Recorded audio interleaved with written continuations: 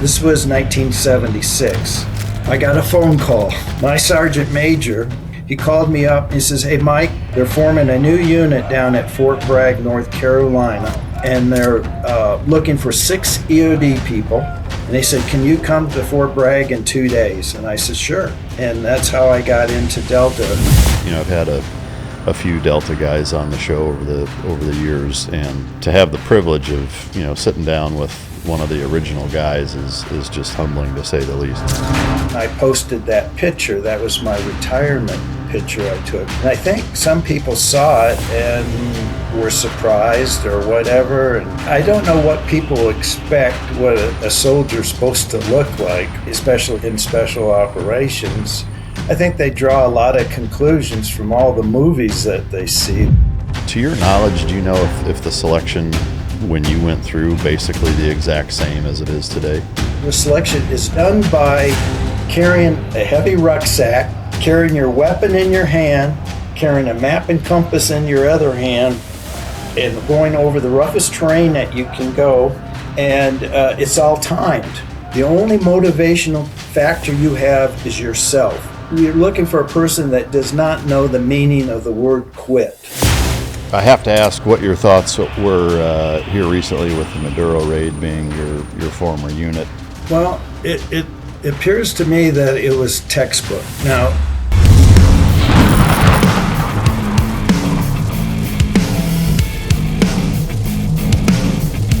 Team Dog, premium meals designed to keep your dog healthy, happy, and strong, to improve digestion, boost energy, and support a shiny coat. Non-GMO ingredients. No fillers, no gluten, no corn, no seed oils, and no soy. Just pure, high-quality ingredients to fuel your dog's best life. It was crafted by experts made for your dog, Navy SEAL K-9 trainer, and nutritionists. Team Dog Food, where no piece goes to waste. Ladies and gentlemen, it is an enormous honor and frankly humbling to have my next guest on the Mic Drop podcast. He's a Vietnam veteran. He was in the Army for 26 years, a retired sergeant major, one of the founding members of Delta Force, and also one of the first EOD specialists. He's participated in many of the American military operations that, frankly, have defined the latter part of the 20th century, not to mention as an explosive ordnance disposal technician and an elite special forces operator. He's got more awards and commendations than can really even fit on his uniform.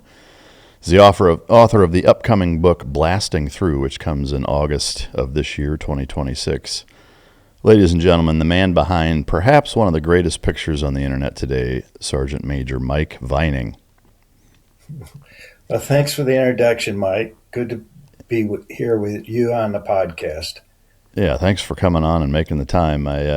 It's funny. I've seen that picture I don't know how many times, and it never ceases to crack me up. And before we kind of get into the meat and potatoes of the interview, that service uniform photo has become an internet meme because of how kind of unassuming that you look in that photo, and just I think the disparity or contrast between what most people would expect a guy with your career would look like versus how you come across in that photo. I'm curious, what was your first reaction when you first kind of saw it circulate? Yeah, it started circulating on memes. I think what happened is I went on the website Army Together We Serve. If you're familiar with that, there's the Air Force, Navy, Marine Corps, Coast Guard, Army Together We Serve. And I went on that and I posted that picture. That was my retirement picture I took like in November of 1998. And I put that on the website, and I think some people saw it and were surprised or whatever. And so, yeah, it started circulating around on the internet and with memes and everything. And they were just wondering who this person was because they never heard of it because for 20 years, I was in the black side of special operations. So I was kind of out of sight for about 20 years. And then I just pop up. And so I think it was just a lot of speculation Yeah. and curiosity. Did it surprise you that it's been as popular and prolific as it has been? Yeah, yeah. I don't know what people expect what a soldier's supposed to look like. They, especially in special operations, I think they draw a lot of conclusions from all the movies that they see, these action movies, and you know, you just we're just average, everyday Americans. Yeah.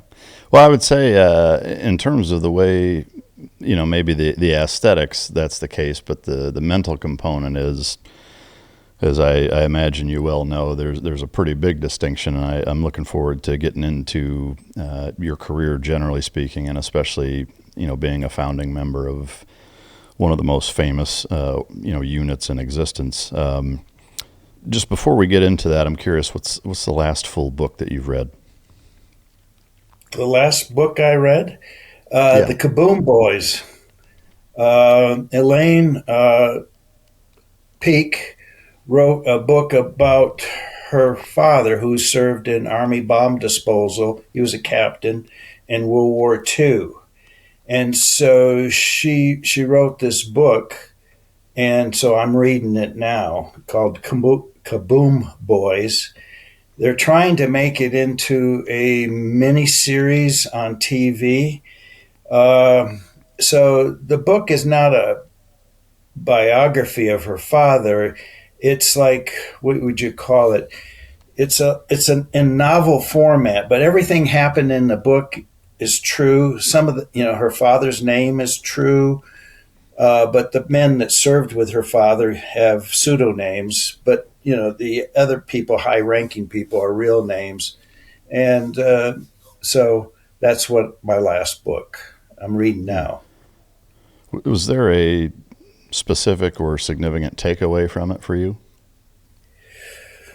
Well, yeah. Well, one of the things we're trying to do with that book, Tim Gray from the World War II Foundation, who has, I don't know, 40, 50 World War II documentaries under his belt, he now wants to do one on our military bomb disposal during World War II.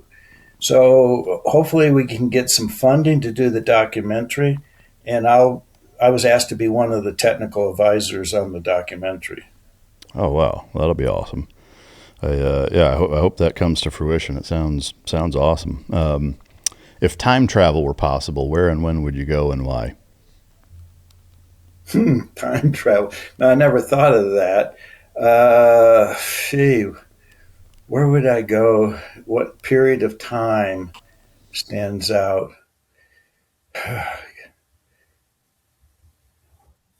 Well, World War II is fascinating, and that was the beginning of U.S. bomb disposal in World War II. Both the Navy and the Army set up schools prior to us entering the war, and we sent people over to England to learn the art of bomb disposal. So that was the formation of today's explosive ordnance disposal. So that was a unique period of time. When I graduated from EOD school in 1969, the explosive ordnance disposal field was only at that time 27 years old, so it was relatively young. And so got to, see and meet some of the World War II veterans that served in bomb disposal. Yeah, that's a great answer. I love it. Do you have a favorite quote? Favorite quote? Well, my kids will tell you that it's. I would say, well, what did you learn? When they would get into a little mischief and everything. But recently, I heard the quote. That we have the human. We have two deaths. We have a mortal death, and then we have the final death is when the last person speaks your name.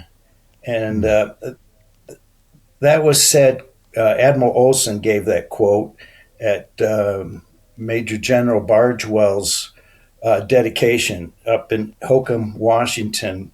His schoolmates dedicated a park in Holcomb, Washington for Major General Eldon Bargewell, and Admiral Olson spoke at the thing.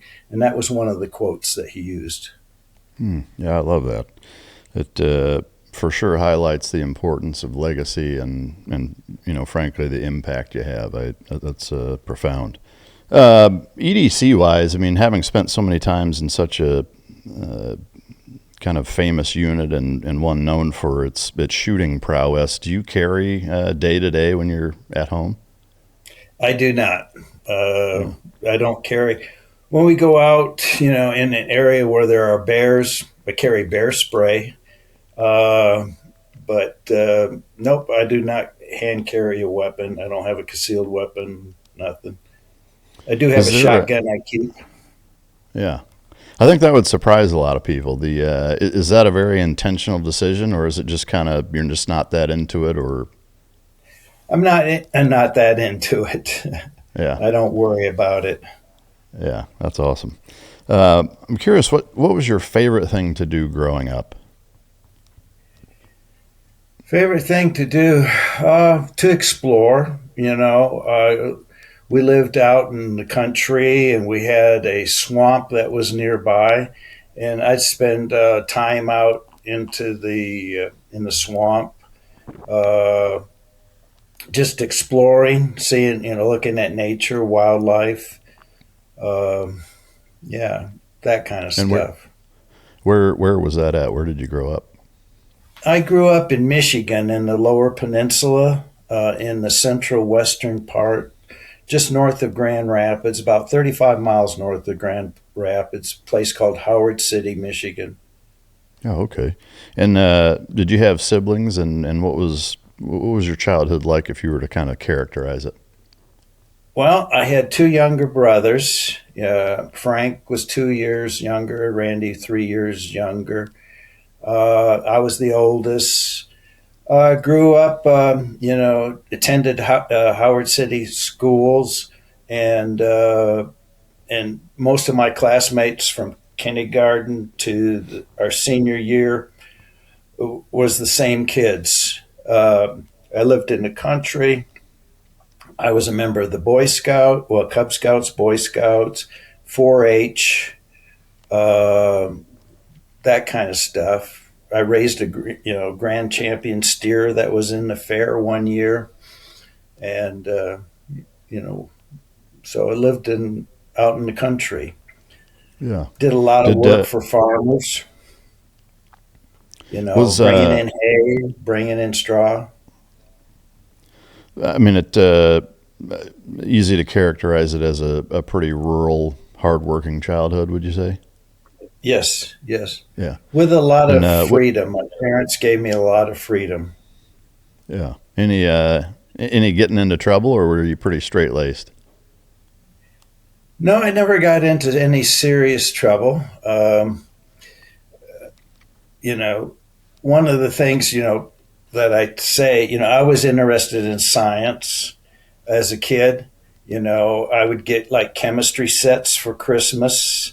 Each year I'd get a bigger chemistry set, and I would make, I've said this before, in popular science, they have ads in the back, and there was this one ad for 101 pyrotechnic and explosive formulas that you could get if you send in $1. So I sent in my $1, and I got all these formulas to make explosives and pyrotechnics, which I did. So my parents, they allowed me to make it. And then, of course, I had a place out in the yard where I would set the stuff off. So, yeah, I was making explosives as a child. Yeah, so hardwired into your DNA, it sounds like. Yeah. Man, that's awesome. Did you play any sports growing up? Was that a big part of your life? In my 7th grade, I played football, really good football. Then my 8th grade, I had a new coach, and I just sat on the bench, so didn't do that. I wrestled a little bit in wrestling in high school and track. Made me a pole vaulter. Yeah. I wasn't very good at it. That's awesome. From a kind of a, I guess, an overall childhood standpoint, was the inclination and catalyst for joining the military kind of, did it stem at all from any of the things that your parents did with you, camping, hunting, shooting, that kind of stuff? Yeah. My dad served in the Navy during World War II. He was a gunner's mate on an LST. I had relatives that served in the military. I had a uncle that was in the Army and served on Guadalcanal. Another uncle that served in a medic in Korea. And like my grandfather, my mother's dad, he was a Marine prior to World War I. He served in the Pacific on the armored cruiser USS Maryland in the Pacific prior to World War I. Was that a big part of growing up, hearing them talk about that kind of stuff, and did that influence your decision to want to join? I think it did. Yeah, and of course, in the 1960s was the 100th anniversary of the American Civil War. So there was a lot of stuff about the American Civil War going on. Again, for Christmas, one time I got a Civil War set, with toy soldiers and everything. And then another year I got an Alamo set. So I was always interested in the military, and I knew that I wanted to go into the military when I was old enough. So that was always a thing. I didn't know what I wanted to do in high school, what I wanted to do for my life. I planned on going to college, but I didn't know what I wanted to major in. So I figured I'd go into the Army, and maybe that would give me time to figure out what I wanted to do. And what year was that you joined? 68. Basically 2 weeks after I graduated from high school, and it was Tri-County High School there, I went into I was still 17. Both my parents signed for me to go in. So I entered basic training on 1 July 1968. Wow.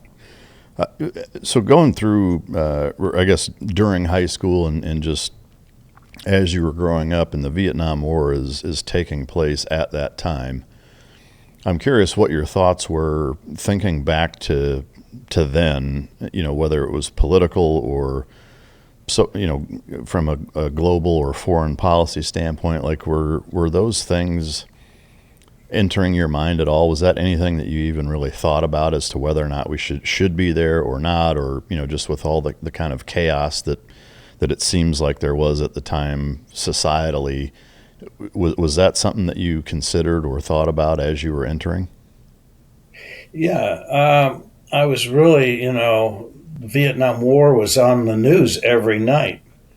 And of course, early in 68 was the big 1968 Tet Offense, where the North Vietnamese made a big push, hoping that the South Vietnamese would rally to support the North Vietnamese.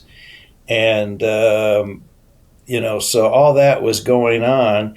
Of course, the White House and the Pentagon were, saying that we're winning the war. And then the news people saying that we're not winning the war, we're losing the war. That was a desperation. The 1968, it decimated the Viet Cong in the South.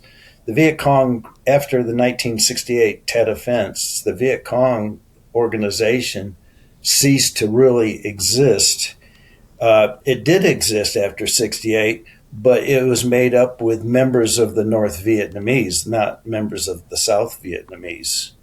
So, yeah, it didn't work the way, but, North Vietnam did an excellent job of psyops, of, making the American people, here we are, distrust in what we're being told by the White House and the Pentagon. And I wanted to go over to see for myself what is it all? Why are we there? Why did we put combat troops in 19? Well, we had visors going in 58, but why did we put combat troops in 1965? So I wanted to see for myself what was going on.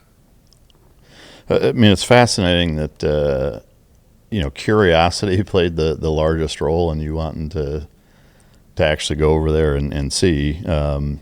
If you could kind of walk us through from the time you joined until you ended up stepping foot over there, and what that process looked like. Well, so I talked to my recruiter about different options, careers, MOSs in the military. One of them was explosive ordnance disposal, but you could not enlist for it. You had to have an MOS, and then after you had an MOS, you could volunteer for EOD. The reason being that EOD had such a high washout rate that if you washed out of the school, you'd have an MOS to be immediately reassigned. You wouldn't have to be sent to an AIT.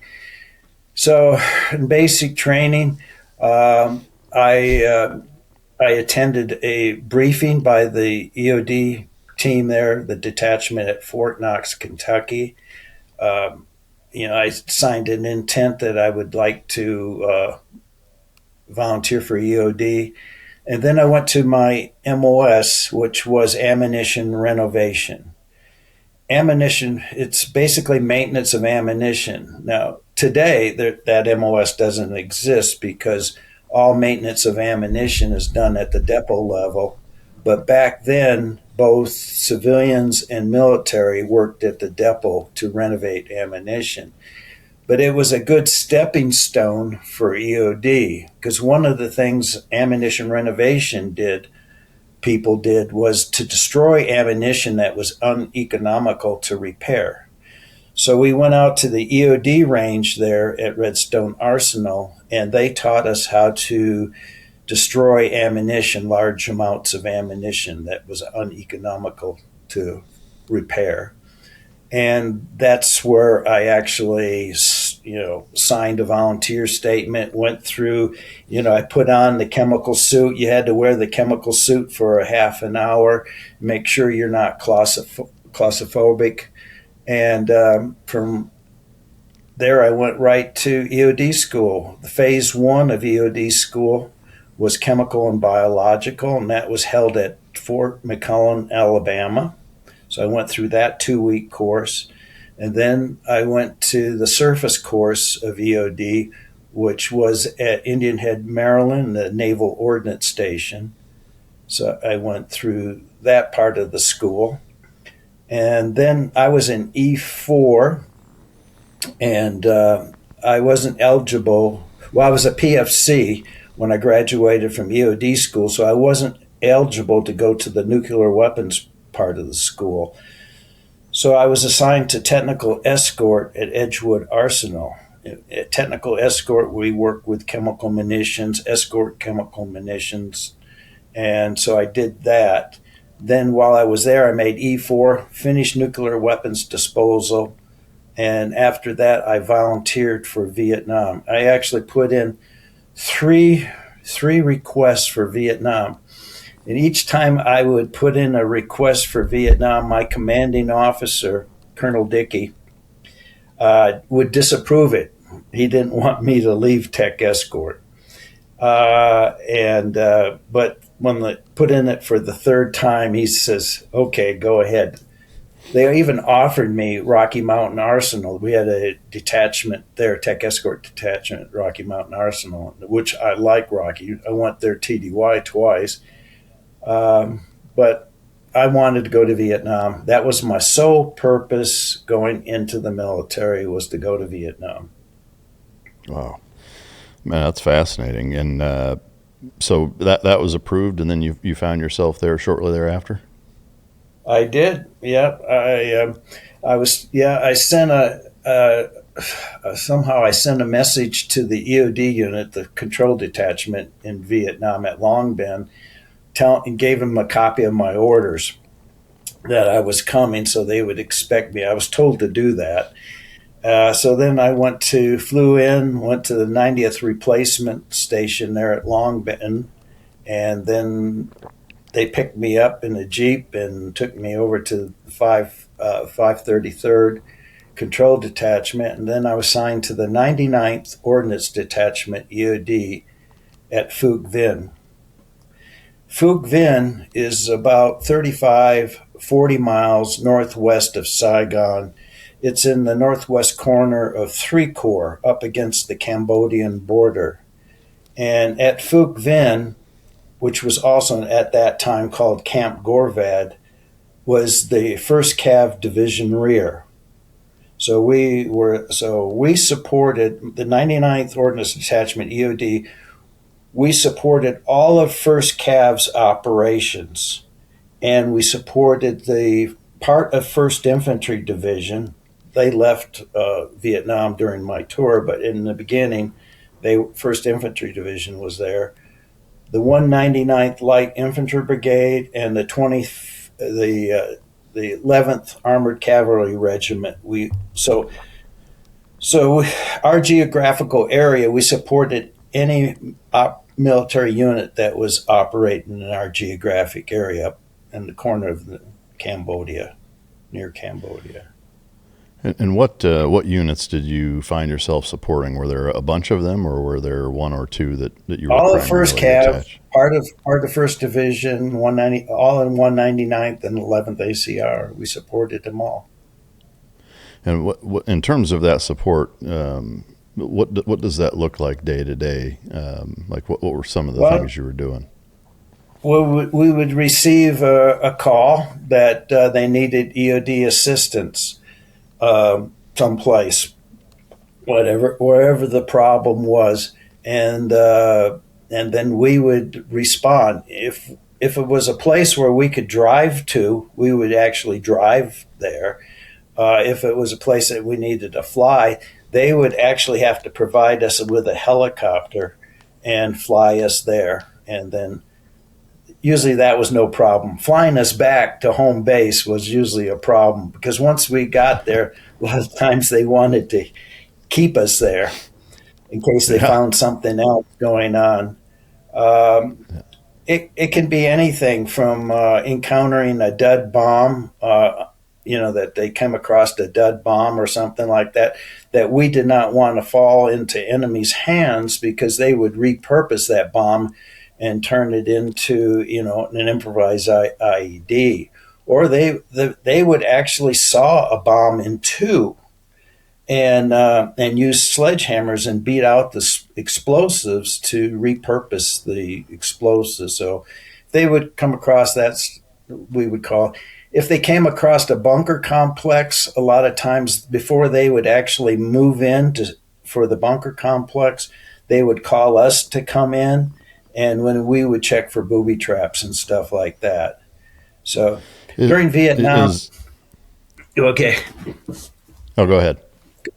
Well, I just said during Vietnam, we called everything what we call today improvised explosive devices. Back then, we just called it booby traps. Yeah. So you had booby traps and you had man traps. Man traps would be the punji stick type stuff. Did you come across much of that, the man trap type stuff? Because it's something that Hollywood or whatever is portrayed as quite a common tactic. Did you see a lot of that? No, we were never. If the infantry units encountered that, they destroyed it themselves. We only worked anything that was explosives, like if they had a DH-10, a mine set up, with like a tripwire, using a vine as a tripwire stuff, we would come and take care of all that kind of stuff. So Is sawing Good. in half and sledgehammering explosives out an effective means of repurposing? It seems pretty counterintuitive. Yeah, I seen videos. I didn't see examples of them doing it, but during that time, I see black and white videos of the Vietnamese actually two people on a saw cutting a large bomb in two and then beating it with a hammer. I can tell you, I wouldn't recommend. I couldn't recommend that. But yeah, you have these blue 3B bomblets. With bomblets and submunitions, they have a high dead rate. So the blue 3B is a fragmentation bomblet that has little wings that come out, and a lot of times those things will get hung up on the brush and stuff like that, and so they would repurpose that into a hand grenade, or they would repurpose that into anti-personnel mine that you could step on. So that's some junior man type of workload, I imagine. go grab the unexploded ordnance and beat it into submission. Yeah, that's wild. Yeah. Is there a most ingenuitive means that you saw booby traps being implemented over there? Well, the hat on the coffee table sitting right in front of me belonged to Glenn Doherty. It was a John Deere hat that I gave him. He had it when he tragically passed in Benghazi. BUBS Naturals is a tribute to Glenn. They have collagen peptides, which I put into my morning routine every single morning, as well as the functional creamer / MCT oil that goes into it as well. They have hydrate or dielectric electrolyte drink mixes, which are great for pre-workout, during workout, and post-workout to get all the added sodium, potassium, magnesium, et cetera, that's required when you deplete it. BUBS is a family company. The way that they started is, again, super close to my heart, with him being one of my closest friends for a long time. And I encourage you to go to bubs.com, and now there's a landing page specifically for Mic Drop listeners. Just enter the code Mike, M-I-K-E, all caps, and you get 20% off your first purchase at bubsnaturals.com. So that's www.bubsnaturals.com/Mike. And you can check out the Mic Drop landing page and go support an amazing cause. A lot of times they would take a dead artillery shell, and you have a bunker complex and with trees, and they would take the artillery shell, work it, and put in electric, blasting cap into that. And so that when you would approach the bunker, they would set this artillery shell off as you approached the bunker. It was, we at a rubber plantation, there was a booby trap there. Somebody booby trapped the owner of this rubber plantation, booby trapped his desk. And he pulled it out, saw something, and left it, and then we had to go in and disarm it. So it was nothing really sophisticated. Yeah. Any super close calls for you guys on any of your approaches, or any time that you were disarming anything? Did you guys have anything bad happen? Yeah, it was a fire support base, Barry. This was after Cambodia. It was, in May of June of 1970, we had the Cambodian incursion. President Nixon authorized us to go into Cambodia for 2 months and go into the sanctuary zones and destroy all the weapons, ammunition, and all the infrastructure that the North Vietnamese had in Cambodia, because we were turning the war over to the Vietnamese. It was called the Vietnamization Program. So when the Cambodian incursion was over, it was a rapid withdrawal of American troops out of Cambodia.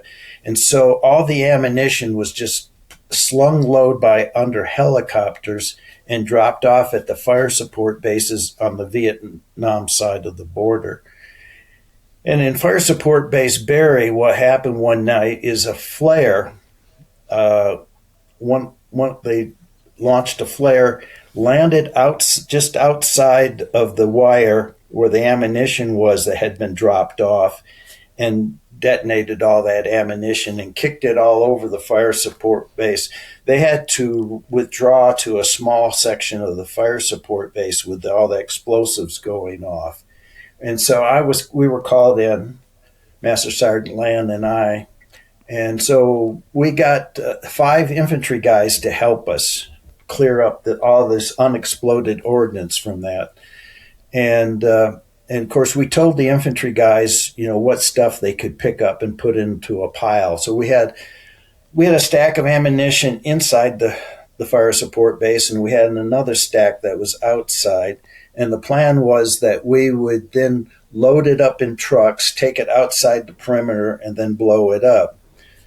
Well, one of the piece of ammunition that was there was something relatively new. It was the XM202 flash launcher that fired the XM74 66 millimeter rockets. The XM74 has basically, the motor section is like a M72 law, 66 millimeter law, but it had a liquid incendiary called TPA. And this TPA, it was XM, it was experimental. And so we knew very little about that, because in Vietnam, they would make these ordnance would be rapidly put together and sent to Vietnam. And a lot of times we knew nothing about this new pieces of ordnance being introduced into Vietnam. So there's this launcher fires 4 of them, and they're used against bunkers. It's a liquid incendiary. And all of a sudden, one of those rockets a flame started to come out of one of those rockets. And Master Sergeant Land with his hands was putting mud on it, just like what we would do with white phosphorus. It was, you cover it with mud or put it in water, and that puts out the white phosphorus because it'll burn in the exposure of air. And there's a bursting tube inside it there. And then I grabbed a shovel, we covered it with mud. We treated it just like white phosphorus. And then we marked it. And then we had some other ones in that stack inside of the fire support base. And I was walking up to the stack of ammunition. And all of us, about 20 feet away, all of a sudden I see a flame come out of the stack of ammunition as one of those rockets. And before I could yell a warning to anybody, it blew up. And this liquid incendiary rocket. And initially everything was orange, hot and orange. And I actually thought that I was dead. At that moment, I thought I was dead until I felt pain. Then when I felt pain, I knew I was alive. I grabbed my elbow and I ran, but I didn't know if I was actually running or not. I didn't even know if I had legs.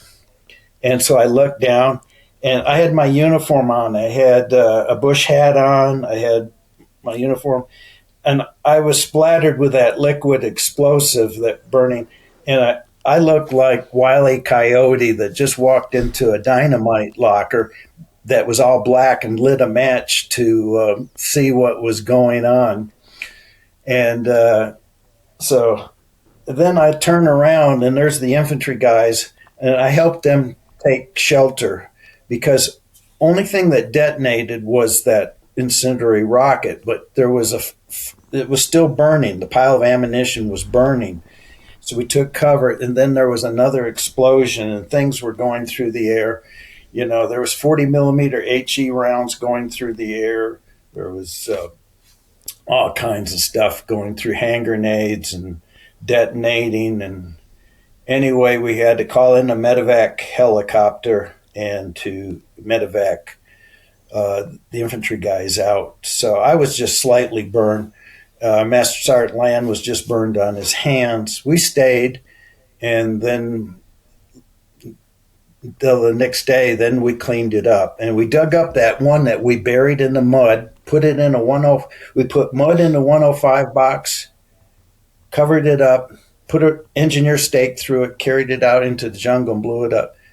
But then when I went to refresher school later on, several years later, I went to EOD refresher, and it reacts also violently with water. It should have blew up. When we put mud on it, it should have blew up, but it didn't. So the military adopted it, but by the 1980s, it was out of the military system. This stuff is really dangerous. Those rounds come in a sealed plastic bag that has nitrogen gas in it. And if you unload one of those and you see any liquid in, then you don't open that bag. Wow. Do you know, I mean, from a strategic or tactical standpoint, what the I guess the benefit is of that weapon, like why it was integrated into the system? Well, it was designed to be fired in. You shoot it into the enemy bunkers. That's the whole thing. It's kind of like a flamethrower, but you can launch it.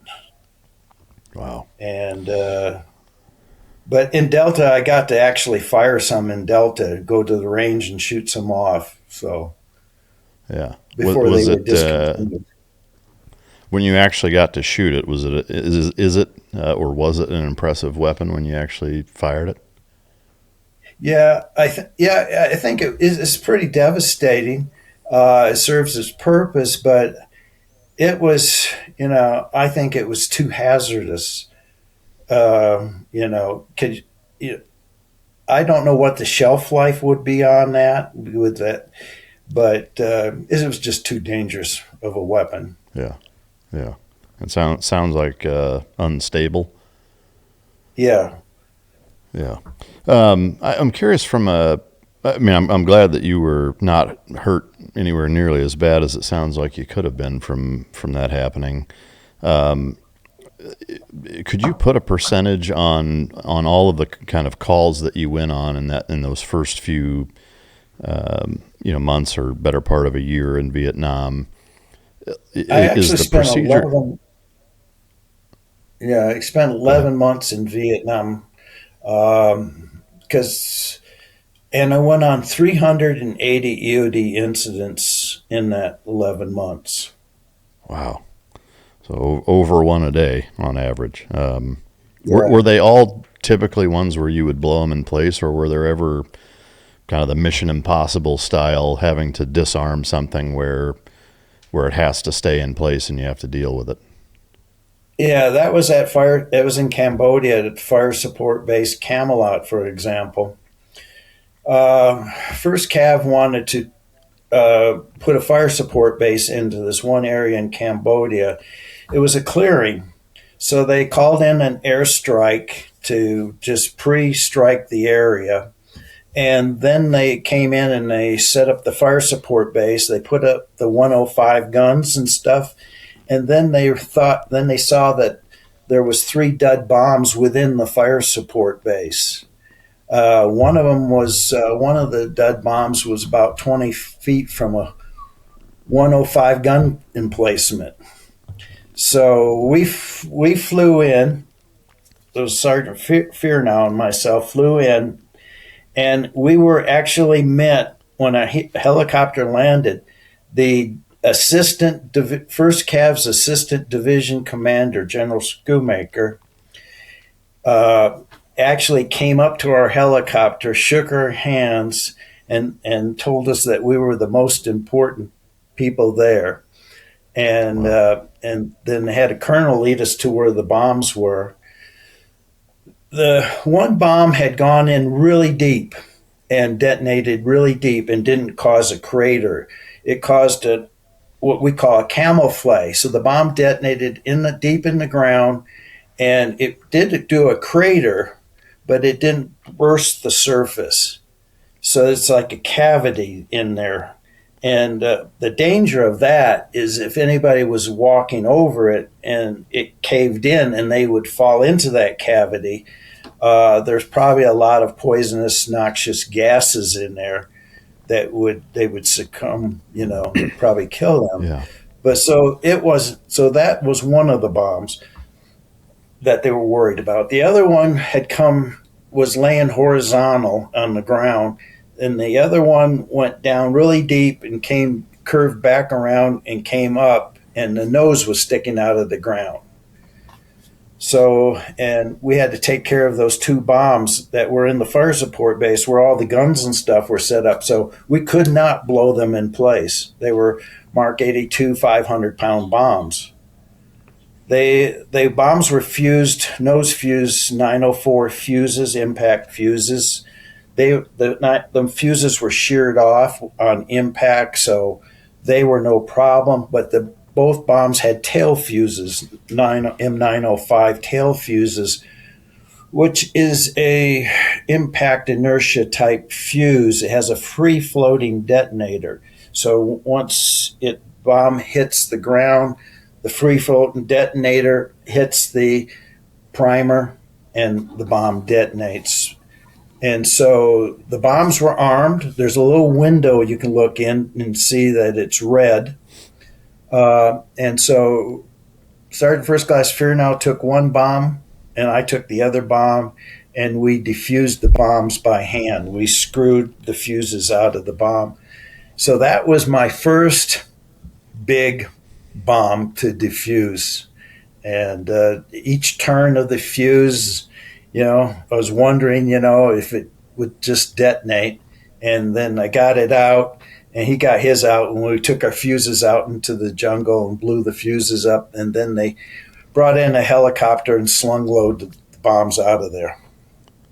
Wow. So that was pretty interesting. Yeah, it sounds like it. I'm curious from a mentality standpoint. Obviously, the thoughts going through your head with every turn or rotation that this thing might go off and your life evaporates, in an instant. Uh-huh. Is there a mental process that you walk through to kind of work or walk through that, or how do you get yourself to a place where you can do that calmly? Well, yeah, the training. I always rely on the training,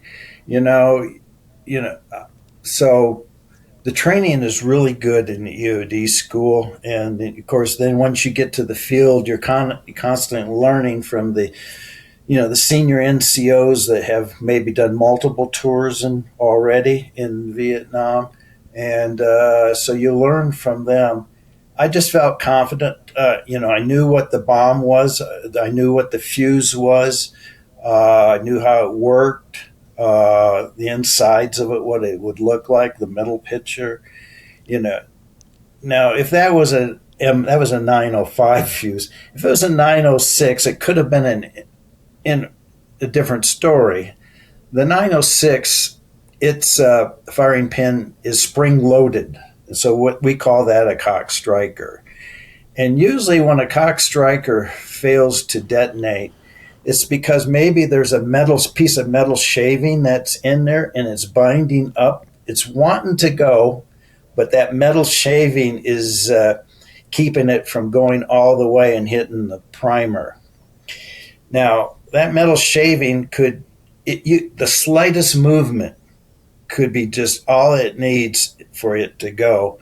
Or it's just bound up so hard that you could beat it with a sledgehammer and it won't go. But when you get fuses that have cock strikers in them, that's a little more dangerous. Yeah. So it sounds like your knowledge of what you were disarming, coupled with the training, made it a lot easier for you to stay calm and work your way through it. Yeah, it did. Yeah. The training was really good. I do have a note about a 7-man EOD team that supported 1st Cav, and you guys were tasked with securing and destroying, the largest weapons and ammo cache in the Vietnam War. Can you tell us about that? Yeah, 1st Cav found it. It was a helicopter, part of a pink team.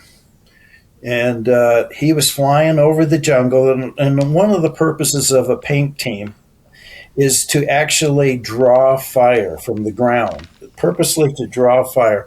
And as soon as they draw fire, they will they have WP, like rockets or hand grenades and stuff with WP smoke. They would mark the area, and then the gunships, the Cobras, would then come in and attack the thing. But he was flying low over the jungle trying to draw fire, and then he actually saw these stacks of ammunition through the trees. So he reported that. And then I think it was Charlie Company, 2nd of the 12th, 1st Cav, that combat assaulted in it and recovered Rock Island East, which turned out to be the largest enemy weapons cache in the Vietnam War. There was over 328 tons estimated of weapons and ammunition at this cache site. Everything from 122 millimeter rocket launchers to all sorts of weapons, anti-aircraft weapons. The strange thing was there was stacks of 85 millimeter fixed ammunition there. And we had not really seen the use of 85 millimeter ammunition in Vietnam. It's artillery ammunition. It's used by the Soviet D-44 85 millimeter field gun. It's also used by the Soviet T-34 tank, uses that. Now, we had not seen any use of this in South Vietnam at that time. And so it was speculated that they were putting in the ammunition for a future offense in South Vietnam. And so we blew up all that 85 millimeter ammunition. So after they backhauled all the weapons out, and they also, for some reason, backhauled all the 12.7 millimeter ammunition to repurpose it. And so we blew up about 74 roughly tons of weapons and ammunition. We used 288 cases of C4 to blow it up. Is that all daisy chained together, or how do you use that amount? Yeah, we had to lace this composition C4, the M112 1.25 pound C4 blocks. They have adhesive tape to them. We laced the cache sites. We had to restack the cache sites because they took stuff off the cache site, so we had to reorganize the stacks of ammunition. It was down a jungle trail, and lace the explosives over it. And then we would connect everything with dual detonating cord lines. And we would bury the detonating cord lines because we didn't want anybody, when we started to withdraw security off the site, we didn't want the enemy to come in, find a detonating cord lead and cut it. So we set this thing all up, got it ready to go. So on the day that we were going to set the blast off, there was just two of us on the ground, two EOD guys, Master Sergeant Land and myself were on the ground.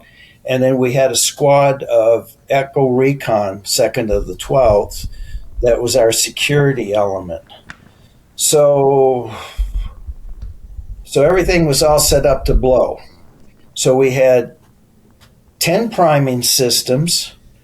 Either one of the priming systems could set the whole thing off with 10 minutes of time on there.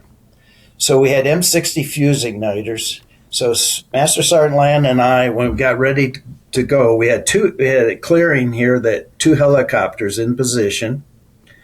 So when it came ready to pull, so we pulled our shots.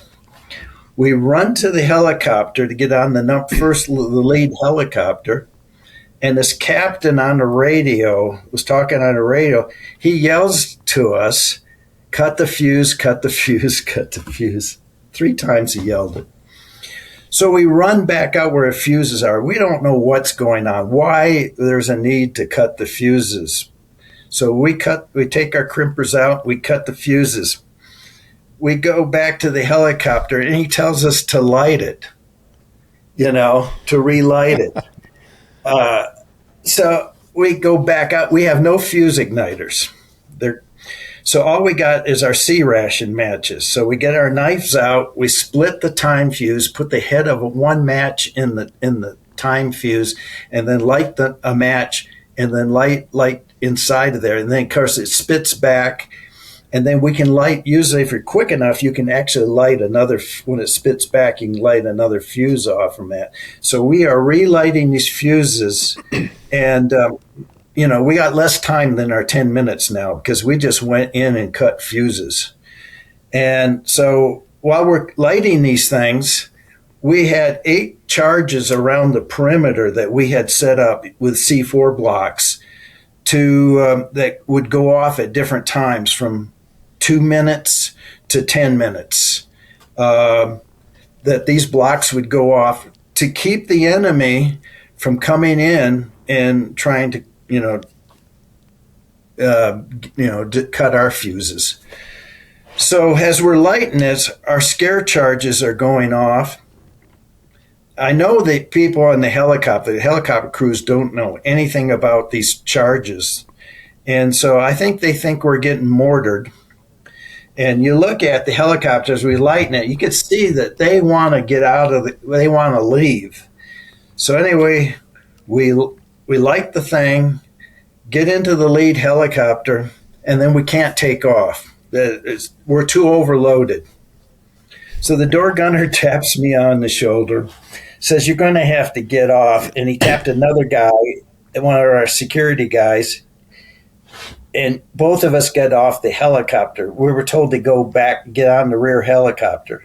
So we get off and we go to the rear helicopter. They can't lift off. So they drop off 2 people. Now the helicopters are taking off without us. There's 4 of us on the ground. So I don't want to be there when this thing goes. So I'm going to cut the fuses again. But there was another helicopter that was in orbit, and he came down, picked us up, and we got out of there before it detonated. How much time did you have from the time you were picked up until it actually detonated? I have no idea. Not very long. We were probably, I would say, I took pictures of it blowing up. I had my camera with me, so I did take pictures of it, and that's on the internet now. I would say we were probably 5 miles away when it blew up. We got 5 miles away. And did you calculate what the safe blast distance is for that? Like how far you had to be away at a minimum? No, I don't know what the safe blast distance was. But I actually, either a week or 2 later, I flew over that area in a helicopter, and I could see the devastation that it did cause in the jungle. Wow. Yeah. So that was Rock Island East. That was the largest enemy weapons ammunition cache destroyed in the Vietnam War. The second largest was a place called the City. The City was a build. I didn't go on the City. No, I didn't go on the City. The City was a build-up area that the North Vietnamese had. They had schools, medical hospital. They had motor pool and ammunition storage area there. So I didn't go on the City. Third largest was Warehouse Hill, and I was on Warehouse Hill. And Warehouse Hill was it was all underground. They had dug trenches, and they had dug into a ridge and had ammunition buried underground.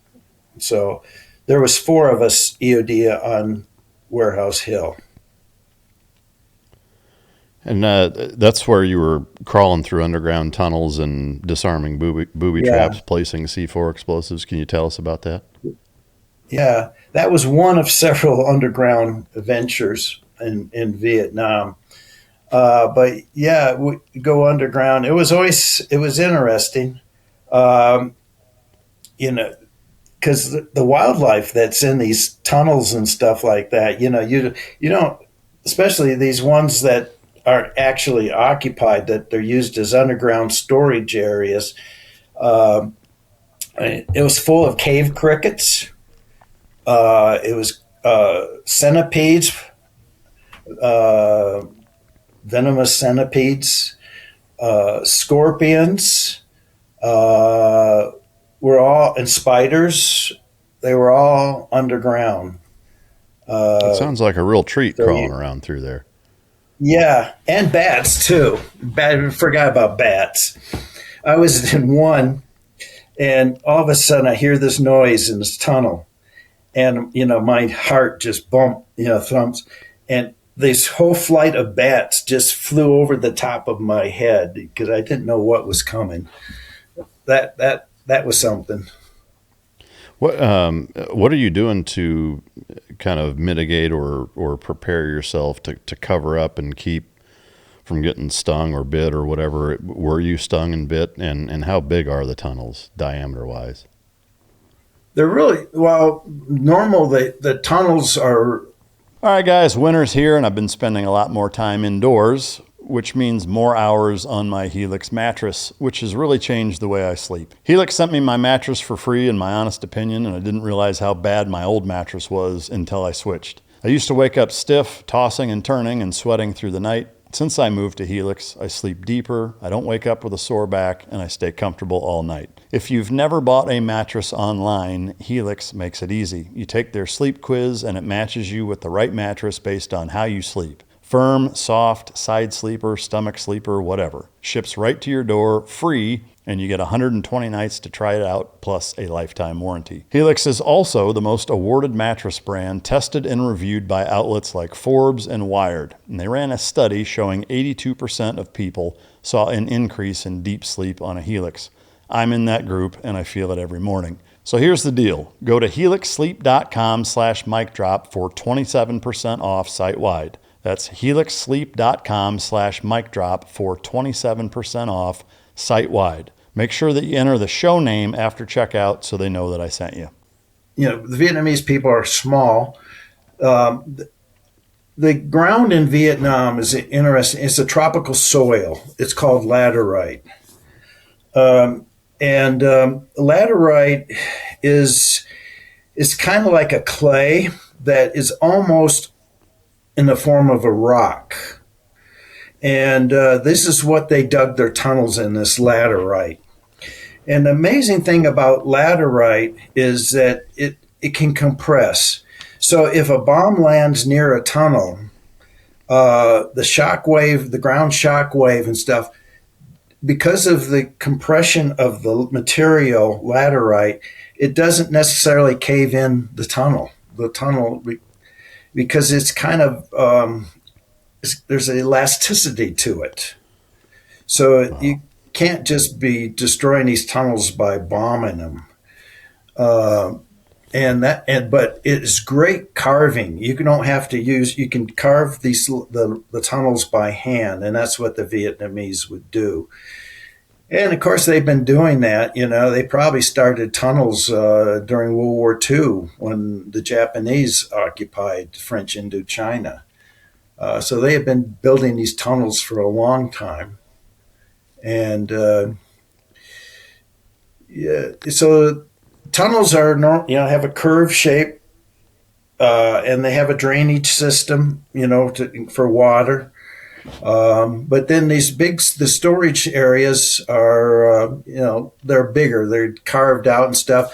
I had one tunnel that we went into that was full of medical supplies. It had bicycles in it, and it had cans of petroleum, gasoline stored in the tunnel that we blew up. Wow. Was there anything that surprised you finding in some of those tunnels? Just the bats. Just the bats. With the bats, the crickets, the spiders, the scorpions, did you get bit or stung by any of that stuff? No. The strangest thing, the crickets, you just crush the crickets. Because they're all over the place, jumping on you and stuff like that, and you crush. But the centipedes would hang upside down on the ceiling. And by shining your flashlight on them, they would move away from you. So I could actually clear my way in using a flashlight. And so I never got bit, stung. Snakes, I only saw one snake in Vietnam, and that was a bamboo viper.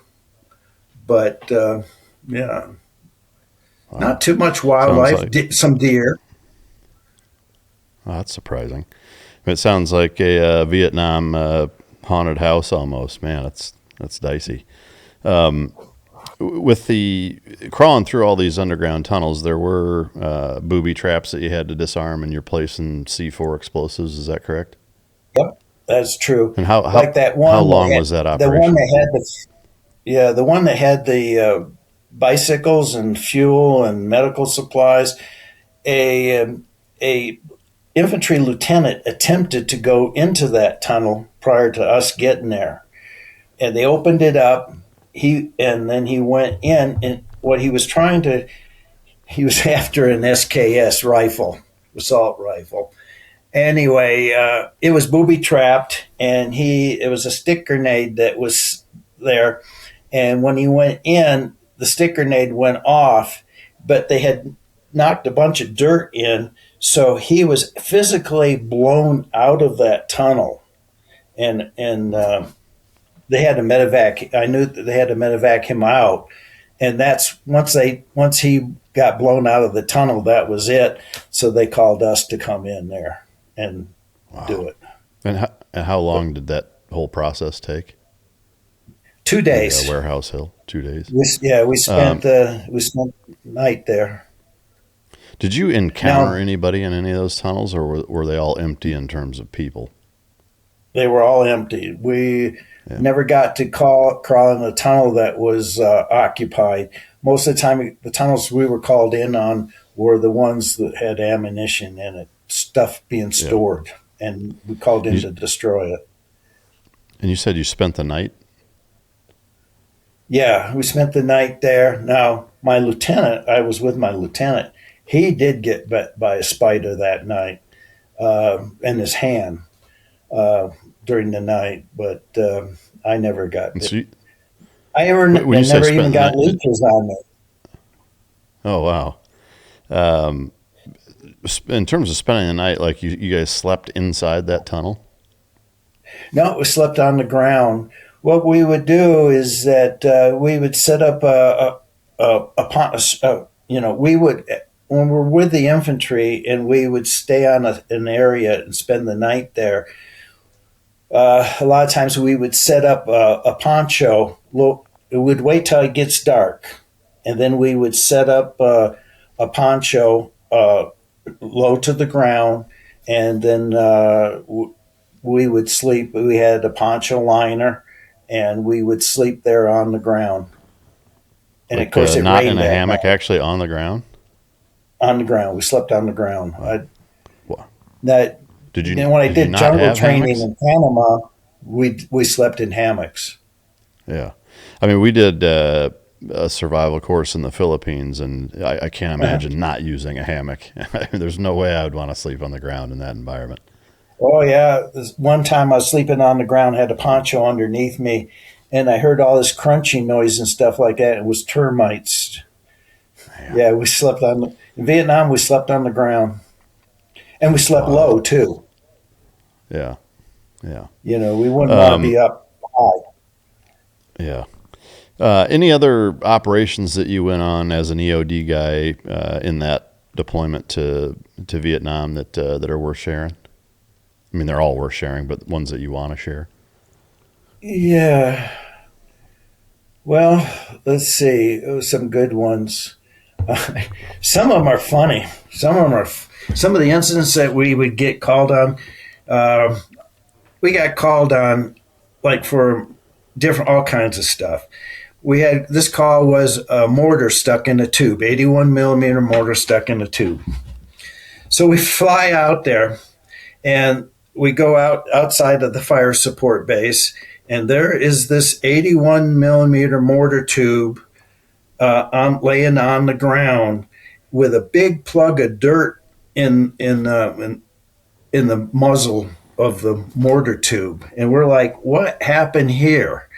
And what happened is that the mortar got stuck in a tube. So in Vietnam, they have this tropical coating on the mortar tubes. It's kind of a waxy coating as a preservative for the rain and stuff. And of course, mortarmen would get this wax stuff on their hands, and then they'd be handling these mortars.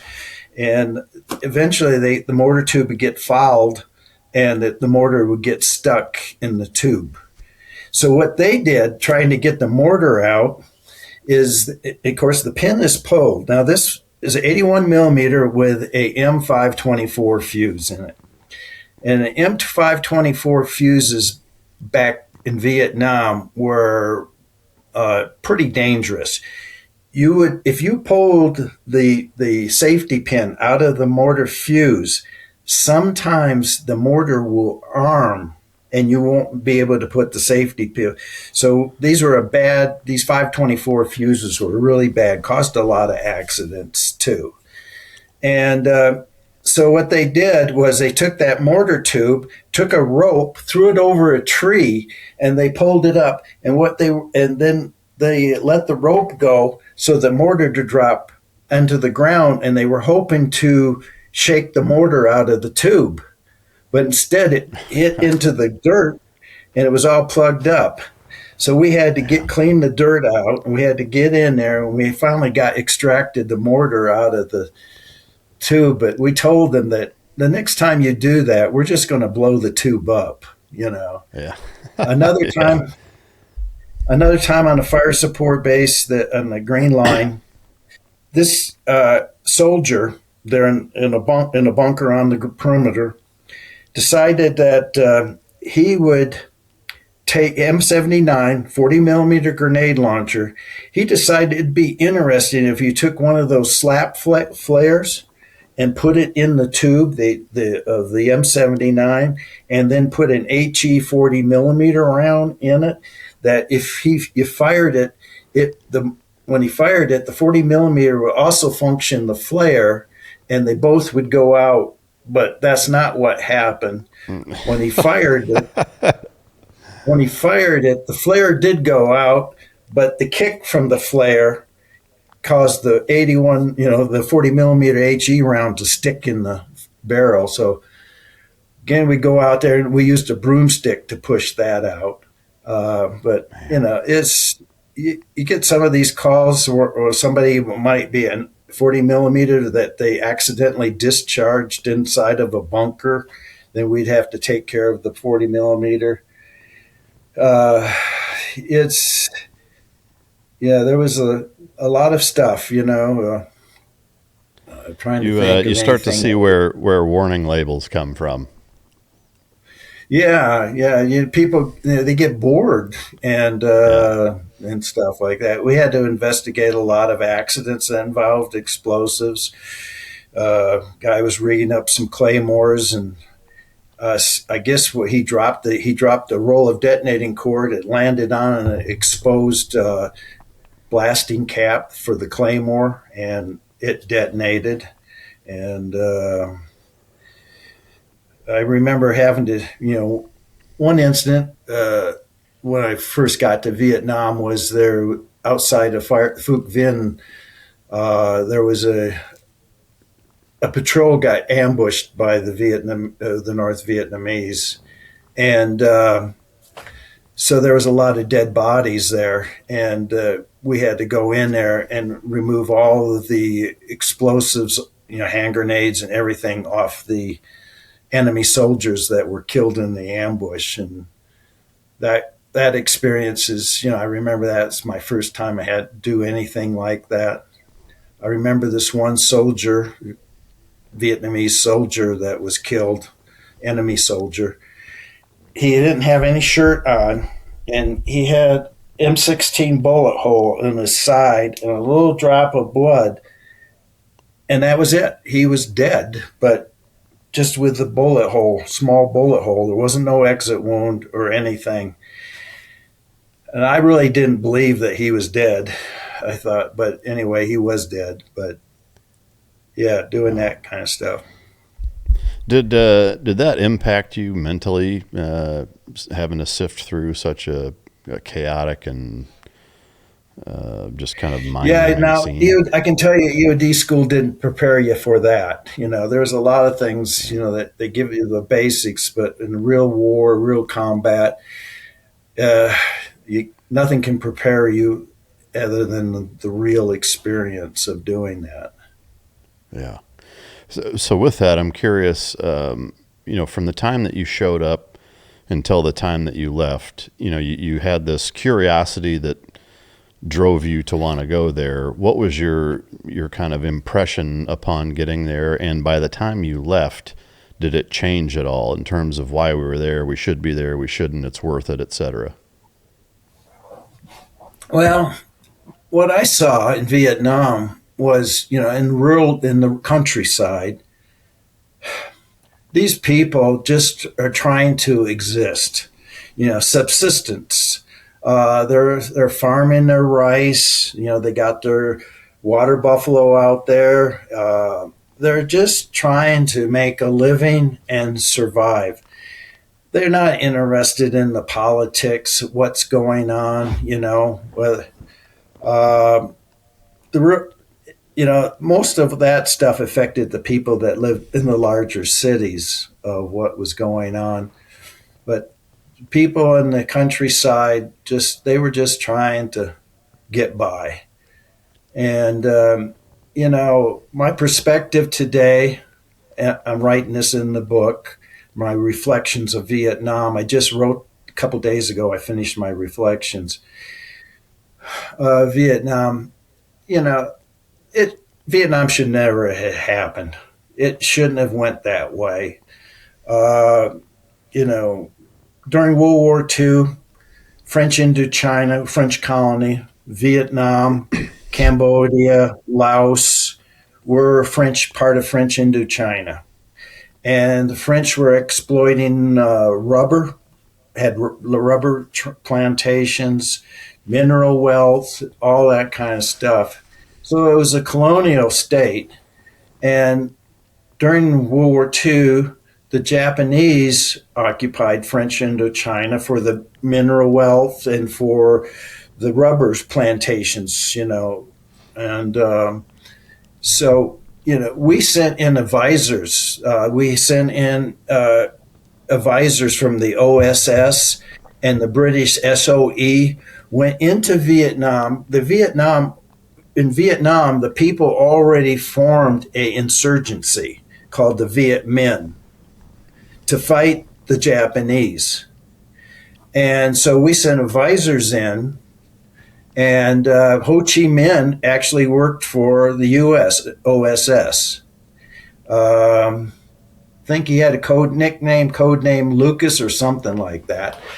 And so he worked for us. So after World War II ended, and the British were in charge of the defeat of the surrender in French Indochina, but it was agreed upon by President Truman and the Prime Minister after Churchill. Churchill had already left office, that the French would recolonize French Indochina. The Viet Minh wanted their independence, Yes, they had. They were leaning towards the communist ideology. But I firmly believe if we supported their independence, both Britain and the United States, and helped them rebuild Vietnam back up, and for their independence, things would have been different and allow the French to recolonize. So once the French reinstituted to govern French Indochina, the Viet Minh then fought the French, and they were defeated the French at Dien Bien Phu. And then we came in because of against the communists, the domino effect, and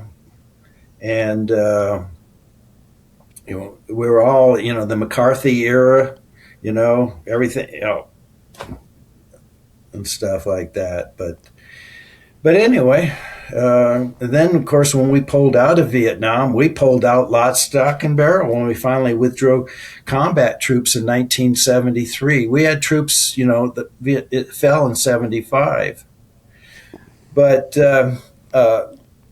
we stopped funding the South Vietnamese government. We pulled out, and their defeat was going to happen. They were going to, the North Vietnamese had a lot better army than the South Vietnamese, led by a lot better generals. So that's what happened. Your perspective on, or your reflect. Sorry, it was a waste. Yeah, I feel. I mean, I can certainly appreciate your perspective. I've had a handful of Vietnam vets on the show in the last several years, and it's interesting hearing that perspective. Years later, I am curious. Two things. Number one, do you think that the way that we got involved and the why behind it is purely as it was kind of advertised in terms of the McCarthyism, anti-communism thing, or do you think that there was more to it than that most of the public isn't aware of? Like, why do you think we did it the way we did it? I do think it was fear, and it was that if Vietnam fell to communist ideology, that they would then spread that throughout Southeast Asia. I think there was a fear of the Cold War and the ideology. So I think that was a driving factor. And I don't know. I came in my book. I said that this is what I wrote too in my reflections. Before we go into a country to put boots on the ground and to occupy that country for a period of time, we need to establish several things. One of the things is that we need to do right from the beginning, what are our goals and objectives? What is going to be our end state? What are we trying to achieve?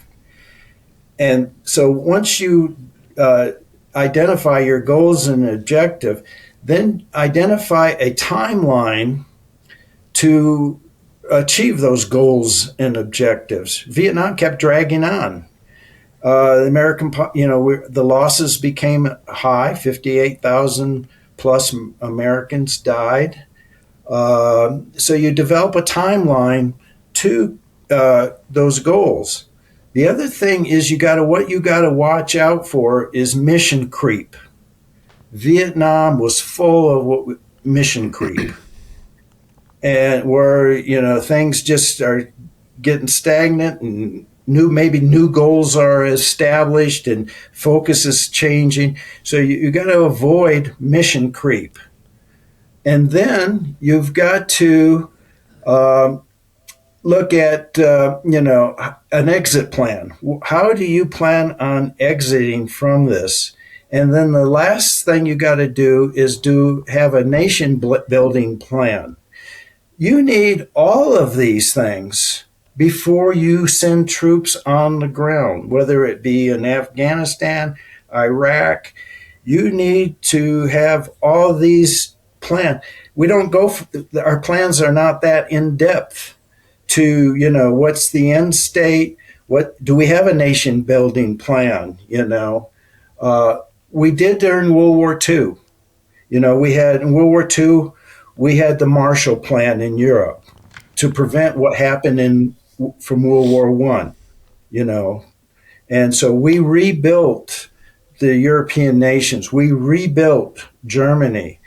In Japan, we had MacArthur. MacArthur's plan for Japan, I would say it was a masterpiece. He didn't get rid of the emperor. He kept what structure that they had in Japan in place. And so today we buy cars from Germany and we buy cars from Japan.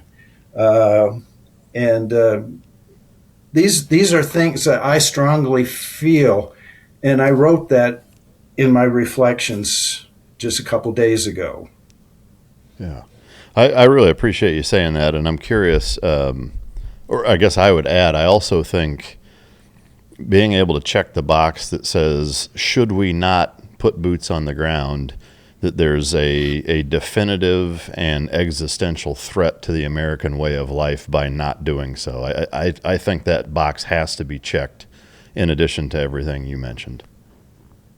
Yeah, and of course, counterterrorism, and my belief in counterterrorism is actually a war that should be fought in the shadows.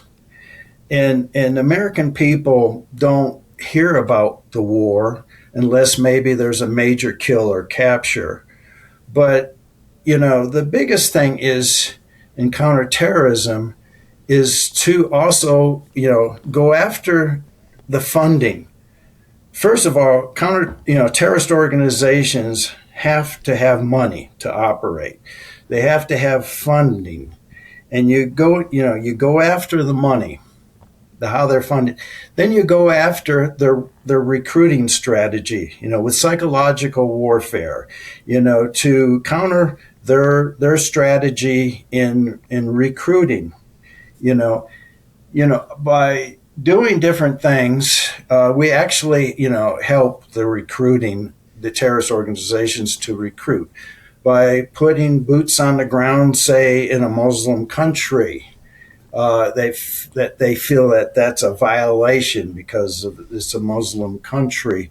Accidentally killing in war, killing innocent people. You send a drone in and you kill this car that you think that's full. You destroy this car that's full of insurgents. Turns out it's a family. All these atrocities that happen just to the chaos of war, that helps the other side recruiting. And economics helps the other side recruiting too. When you have a large population that is unemployed and, and then this terrorist organization is offering employment money to the terrorists, those things like, you got to rebuild their economy. You got a country that's, one of their main is poppies, growing poppies and stuff like that. You just got to, in which, both terrorists use the poppies and the heroin and the criminals use all that stuff.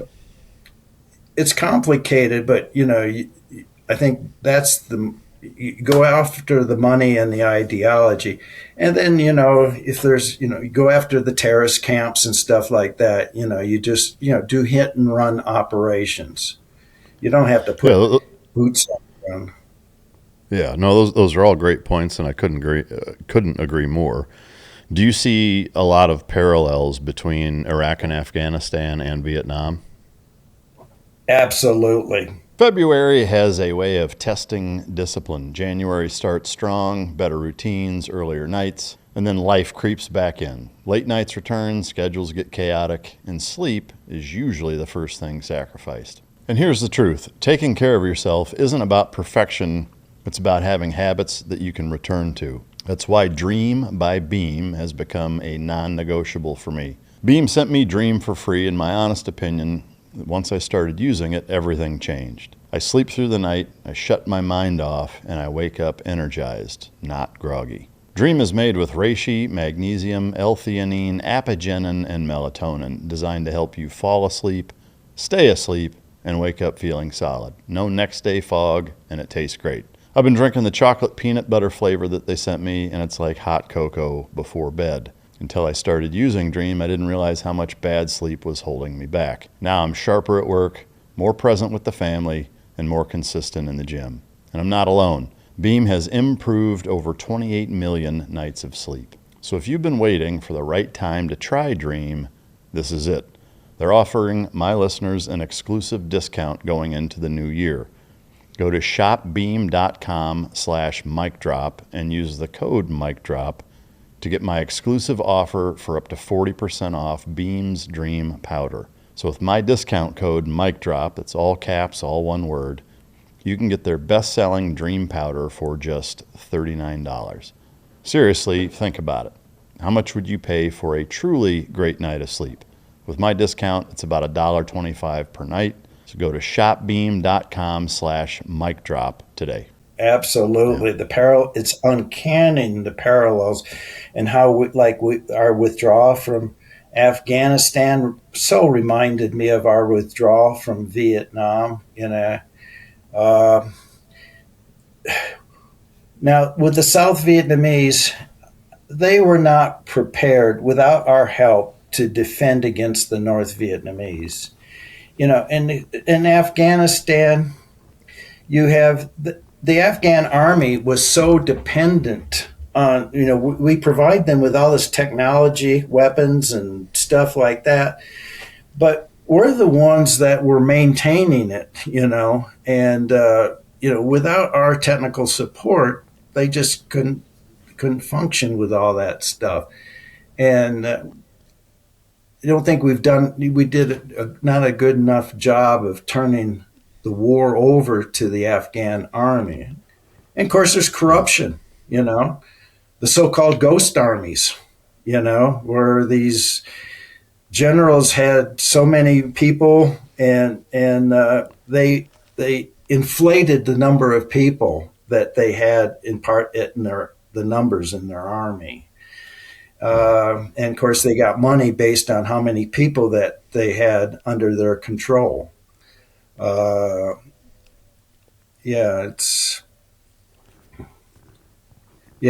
frustrating to see that.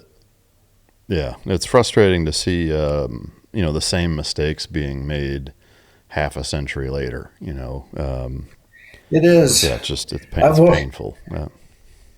Yeah, I know. I even said, I wrote my senators, and one time, this is a few years ago, that I believe that they ought to have a historian as part of the National Security Council. Because, you might have a Russia expert, a China expert, and stuff like that, but they don't seem to know history. And to not know history causes you to repeat it, and we repeat it so much. So I think there's a value in having historians part of the National Security Council. That's a brilliant idea. I love it. Did you hear back from him? No. No. Imagine that. I'm a big surprise there. I'm curious, at what point in your life, through your reflections, did you come to the conclusion that you just put down? Was that something that was very gradual, or was there a specific moment where you recall kind of feeling that way? I think it was gradual over time. I read military books. I read history. I do a lot of history writing. It's all mostly military history. And, I just see it, and the uncanny parallels to what happened in GWAT, the invasion of Afghanistan, and then shortly thereafter, we go into Iraq, and to me, you take care of one thing, and then you go and it just was too. I divided our resources by that shortly thereafter going into Iraq. I think it diluted the effort.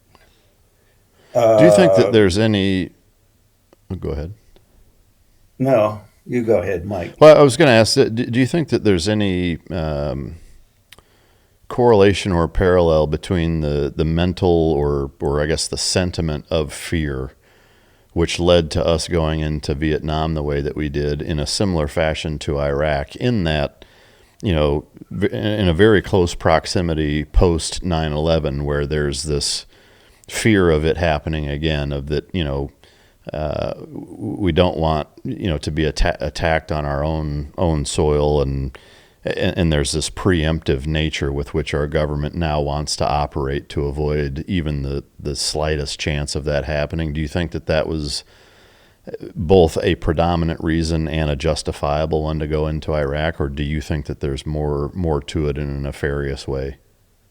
Well, the reason we went to Iraq is supposedly weapons of mass destruction that they didn't have. After Desert Storm, we sent people went in there, and we made sure that the Iraqi got rid of all of the Scud missiles, that we accounted for every single Scud missile, and they were all destroyed. And all, looking for any weapons of mass destruction that they had. And we destroyed it all. To me, post Desert Storm, they did not have any weapons of mass destruction. Now, what happened was Germany had an agent, one of their agents in Iraq, and this is what I've been told. And this agent is totally unreliable. But he was feeding information to the German government that Saddam Hussein was rebuilding his weapons of mass destruction and stuff like that, and told the German government so. The German government is under obligation to inform the United States about this information. But the German government caveated it as this person, that the source is unreliable. But they went with that, the source, and not the unreliable part. And of course, former General Colin, Secretary of State at this time, then went to the UN and declared that they restarted the weapons of mass destruction program. And they didn't. It was under its faults. Do you feel that we were just being preemptive or proactive in trying to not have another major attack, or do you think that there was something more sinister in terms of that pitch to go in? Into Iraq? Yeah. I think it was Saddam Hussein was still there, and we didn't want him there. Unfinished business. Yeah. Unfinished business. This is my opinion. And I talked to a Marine colonel. He was part of the team that went into the intelligence team that went into Iraq following Desert Storm. And he's the one that was accounting for all the Scud missiles and stuff like that. And so I talked to him about the whole thing. And so that's where I base my knowledge on. Yeah. And, 9/11, let's talk about 9/11. I'm curious, not to go too far down rabbit holes. Do you feel it happened the way that we've been told it did? Well, most of the terrorists, 14 of them, of the 19, were Saudi nationals? I think it was 17, actually. Yeah, really high. Were Saudi nationals. And bin Laden, Saudi national. My opinion, I don't want to get too political, but my opinion is there's a group of people in Saudi Arabia that are not happy with the royal family and want to see that royal family thing go. And so that they are doing everything that they can do to separate our alliance with Saudi Arabia by doing these attacks. I believe that's the reason 9/11 occurred.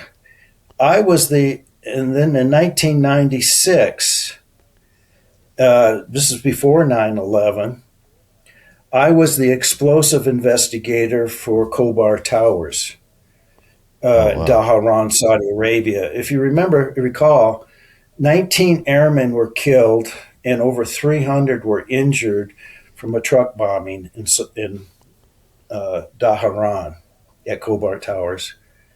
Yeah. And so what happened earlier than Khobar Towers was there was a pickup loaded with explosives and acetylene gas tanks that rammed into the Sang building in Riyadh. And the Sang building is the Saudi Arabia National Guard building where there are American advisors that were there. It killed several Americans and I don't know, Saudis, and wounded several. I have a friend that was wounded in that attack, and that was prior to Khobar Towers.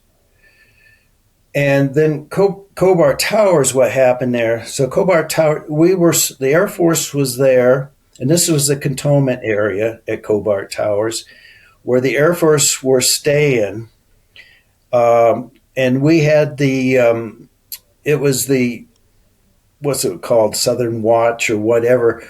We supported the no-fly zone over Iraq. And that's the mission. That was the Air Force mission, to support the no-fly zone. So these apartment buildings, 8-story apartment buildings, were built for the Arab people, Saudi people, to live in. But we took them over. 2 buildings, Building 131 and 133, were only like 54 feet from the perimeter fence. 54 feet, 2 8-story buildings. That's all the perimeter was. And these 8-story buildings are glass fronted, lots of glass. What the Saudis did, the Saudi people that are against the royal family did, they took a sewage truck and placed probably about 5,000 pounds worth of composition C4 in the sewage truck. And it's American C4. And you can tell American C4 from other C4s when you do a chemical analysis of the C4. Explosives have taggants in it, right?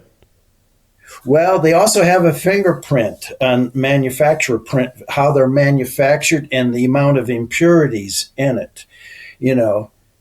C4 has 91% RDX explosives, and it's got the plasticizers and stuff like that.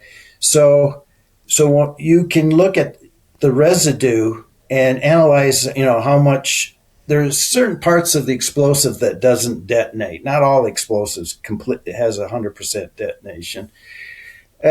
Anyway, they have fingerprints that you can even identify where they were manufactured. And because they manufacture C4 in Europe too. And anyway, it was our things. And then they filled it with sewage. They drove the truck in front of that building, 131. The drivers got out of the truck, got into a second vehicle, and took off.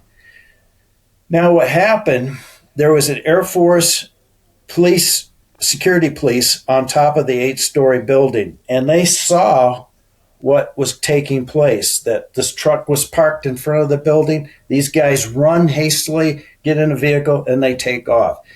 So the police then are going down. They went to the 8th floor, knocking on doors, telling people to get out. They were at the 7th floor when it detonated. 18 airmen were killed in that building. Another airman was killed, the 19th was killed in a building that was further back but everybody that died in that building were mortally injured by glass shards. And then, of course, the front of the building collapsed. And so there was then blunt trauma and everything. But the people that died there would have just died from the glass injuries that were there. And over 300 were wounded. A lot of glass. Security. So the Air Force mission, the air mission, was number one priority to no-fly zone. The other one was the Air Force mission there, to me, as one of the investigating teams, was quality of life. And then security fell below quality of life. Wow. What's quality of life if you're in the ground 6 foot? So there was a lot of security lapses there. Now, the Air Force said they went to the Saudis and they asked the Saudis to extend the perimeter. There was a big parking area there to extend the perimeter out. The Air Force told us, the Downing Assessment Task Force that I was a part of, that the Saudis refused them to extend the perimeter. When we went to the Saudis, they said that no, the Air Force never asked them to extend the. If they would have asked us to extend the perimeter, we would have extended the perimeter. That's what the Saudis. So it's here, one person says this, one person says that, no documentation. The buildings were substandard. They would not make it here in the United States. The glass in those buildings was regular glass. It wasn't any tempered type glass, just normal glass. There was a plan to put mylar sheeting on those glass, but it was budgeted someplace down the road. It was, to put mylar on those windows so that there wouldn't be those glass shards. Those buildings did not even have fire detectors in those buildings, smoke alarms. They did not have battery-operated emergency lighting in those buildings. There was no way to communicate to anybody in those buildings if there was an emergency that you needed to evacuate. There was no plan to go where to go if there wasn't an alert where to go. Where to go would have been the stairwell. In the stairwells of those buildings is no windows. So I am big on base defense and force protection. I really stress base defense and force protection, which I identify those as two separate things. Base defense would have been the defense of the cantonment area itself. Force protection goes outside of the wire, with intelligence and all that kind of stuff to stop anything that could occur, as attack outside of the perimeter. I'm big in that, and I'm big in risk assessments, conducting risk assessments. I give talks a lot of times during military safety days. I would do Zoom talks with military units, and I would stress force protection, base defense, risk assessments. Do you feel? I love all of that. Do you feel as though that ties into 9/11 somehow? Yeah, because the Saudis that did it, the whole purpose is why they attacked the Americans inside Saudi Arabia is to put a wall, try to put some distance between us and the Saudi government. And they're looking at trying to overthrow the royal family. Now, they did catch the people that did that at Khobar Towers. The Saudis, they're good. They got good intelligence. They caught the people that did this operation. And of course, now the FBI, I worked with the FBI there. The FBI was doing, because Americans died, the FBI was doing the criminal investigation. So I was working alongside the FBI investigating what took place at Khobar Towers. But before the FBI could interview the people that did the attack, they were executed. Oh, wow. Probably not a coincidence on that one. No. Yeah. If we could take one or a couple steps back, I guess, going back to the transition from coming home from Vietnam and then now later on, all of the kind of precursor career-wise to leading up to the Khobar investigation and then afterwards. I am curious, with the time that you spent in Vietnam before you came home and got out, before you went back in, were you aware of Special Forces, SEALs, SOG, et cetera, when you were in Vietnam as an EOD guy? Like, did you work with those guys? Did you see them? How aware were you of them, and what did you think? I did not. Yeah, I was aware of the Special Forces in Vietnam. Didn't work with any of the other units, but I was never called to go and do anything to support the Special Forces in Vietnam.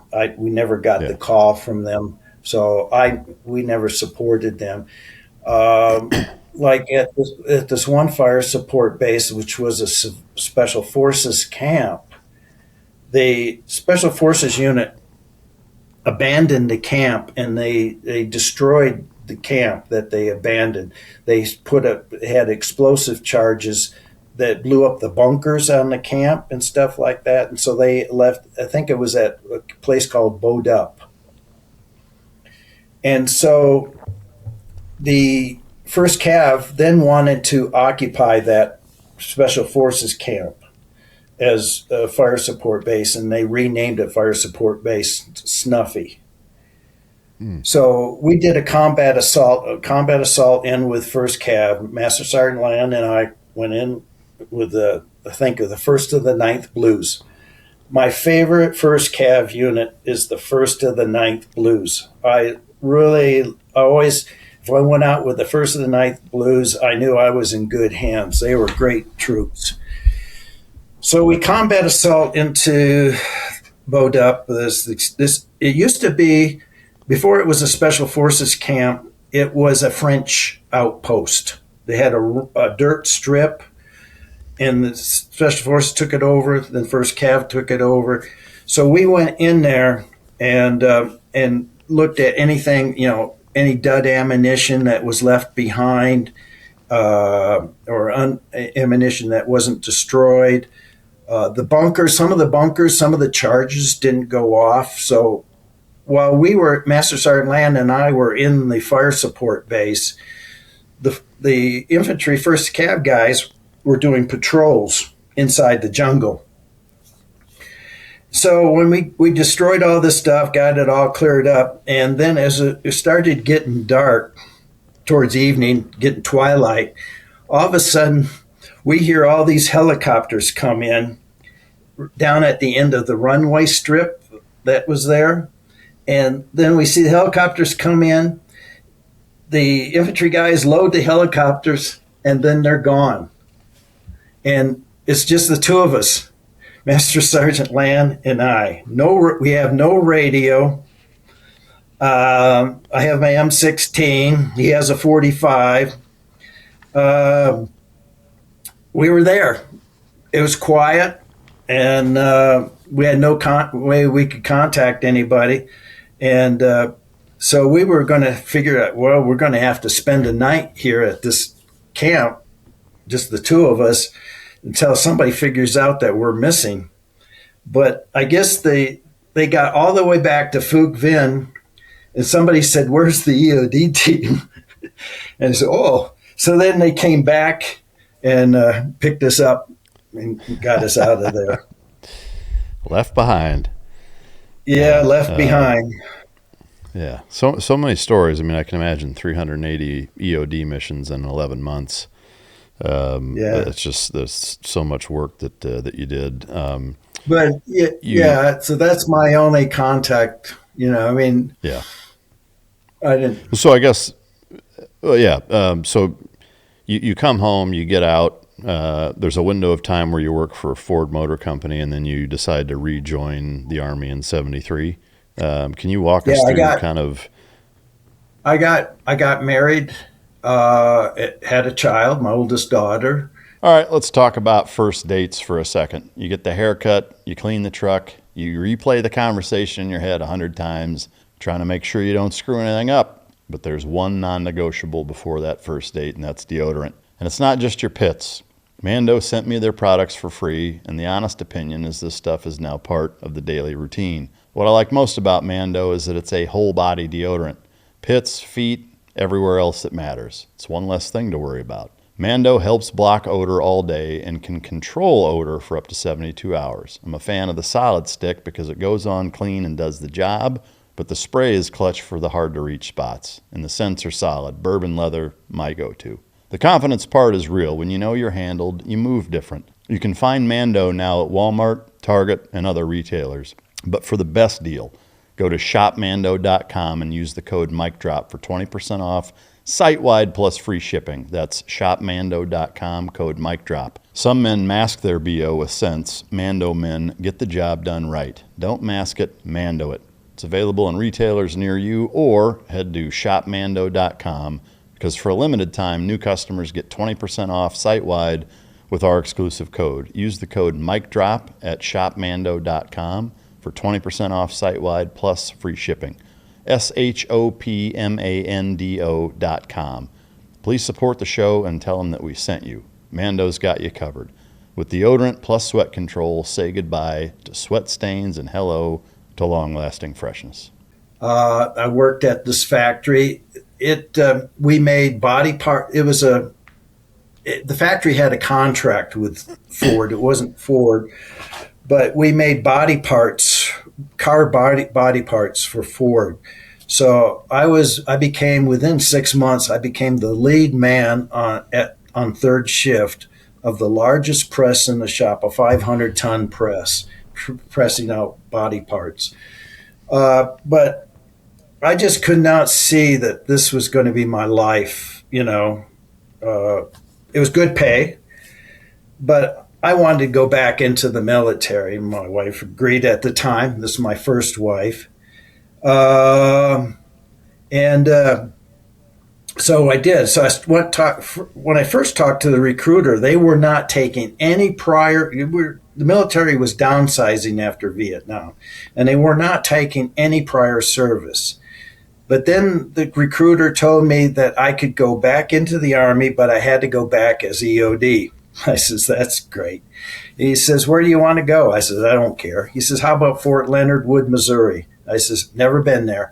So I went to the 63rd Ordnance Detachment, Fort Leonard Wood, Missouri. And it went back into the Army. I was an E5 when I got out of Vietnam, but they made me a PFC when I went back into the Army. So I was a PFC. Didn't take long to make rank back, but I don't know what the purpose was to make me down my rank 2 ranks. Had I been out, I was out for 2.5 years. Had I been out for 3 years, I would have had to done basic training all over again. They would have made me do that. And so I went back at the 63rd. Now, in the 63rd, this is the experience that shaped me at Fort Leonard Wood. During 1975 and 76 was the election year. Ford was president, and he was running for re-election. What a lot of people probably don't know is that EOD supports Secret Service for all the bomb searches. It's military EOD that works with the Secret Service. We wear a suit, and we have a special lapel pin, but we do all the searches. So in 1975, there was several people running for president. Ford was running for president. Ronald Reagan was running in that time period. McGovern, Sergeant Shriver, Frank Church. So we supported Secret Service, and we supported all the candidates that were running. So it was October of 1976. We were in Quincy, Illinois, 4 of us. In Quincy, Illinois, Senator Bob Dole was now running as Ford's vice president. So Senator Dole and his wife Elizabeth were at Quincy, Illinois to speak at the high school gymnasium. So we got there, we did all the checks and stuff like that, the hotel room, the event, everything, the airport, and all that kind of stuff, working with the Secret Service. And that evening, Senator Dole spoke at the thing, and we searched everybody going in. So we had the magnetometers. We search everybody's bags and stuff like that. It's the EOD people that do that, and of course, Secret Service is right there if we find anything. Like somebody has some woman got a big knife in her purse, then that's confiscated. So that went fine.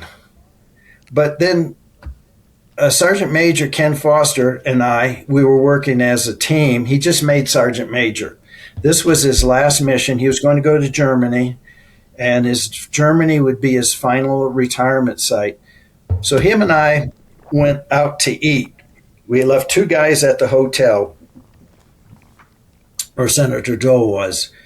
And while we were at the restaurant, we heard 4 explosions in town. There was 1 at a bridge, and 3 were at a Colt compressor factory. So Secret Service, the county sheriff's team, went out that night to check everything out. Our 2 guys went out there to check everything out, and that was it. There was just 2 large explosions with some damage and stuff. And the next morning, we were at the airport getting Senator Dole and his wife out. They had a contract aircraft. We checked the aircraft out. We checked the airport out. We checked the luggage out. They were going to be loaded. And a bomb threat came in. And Secret Service turns to us and says, "What do you think?" We did our searches. Everything's good to go. Senator Dole and his wife Elizabeth get in, they leave. So the county sheriff asked if we would go out at the daytime at the site of the explosions and give an assessment of what we think took place those explosions. So we went out there, and when we got to the Colt compressor factory, they were doing a search of the area, and they found an IED that did not go off. So we got there, and Sergeant Major Ken Foster, the plan was it was in a truck, 18-wheel truck, and the whole trailer of this truck was a compressor, and it had sliding doors. The fire department was doing a search of the area, opened up the sliding door on the back of this tractor trailer, saw a clock, a mechanical clock, several sticks of dynamite. They took a Polaroid picture, and then they closed the door. The fire department, instead of leaving it open, they closed it. So Ken Foster, and these trucks were parked right side by side, so he had to walk down between the things. So the arson inspector for Illinois was there, and he was going to stay back a little bit. Ken Foster was going to go down for a recon. He was the senior person in our 4-man team. I was back getting the tools ready. Jim Smith and George Sledge were on a kind of a rise so that they could look down and actually observe Ken Foster. When Ken went down there, and then there was an explosion. The trailer was ripped apart, and so I run down there. So George and Jim helped the arson inspector. He couldn't see. He had his eardrums ruptured. They helped him back to safety. I ran down there to Ken Foster, and Ken he was dead. He was killed immediately. There was nothing I could do to save his life. Nothing nobody could have done. He was right there immediately within very close distance to when it went off. And I believe he was just supposed to go down and look at the IED, but I believe he went down there. It was a mechanical clock with a screw in the face, and I think the hands were probably touching the screw, but weren't making good electrical contact, And I believe that he thought he had to do something immediately. So I believe that he tried to pull the blasting cap out of the dynamite. That little bit of movement was enough to cause the final electrical contact and detonated the device. So it was a time delay device that inadvertently turned into an anti-disturbance device. And so anyway, and then so we had to search the area, because once they found that IED, they stopped the search. So we had to search the area, the three of us, to make sure it was clear to bring the coroner in and that. So we did that. And then the bomb threat was called in at the high school. So we went over to the high school, evacuated the high school. We had some of the teachers and custodian workers search the high school for anything out of place or unusual. Anyway, that was done. So as a result of that incident with Ken Foster, now the four of us drove from Fort Leonard Wood to Quincy, Illinois. Only three of us drove back. We went to the coroner's office, got Ken's personal effects, and three of us drove back. But I decided I needed more medical training, So I enrolled in an EMT course, and I was registered EMT in Missouri, and I was nationally registered as an EMT. So at that point, I decided, this was 1976. After having the EMT training, I decided that I was going to leave EOD and go into Special Forces.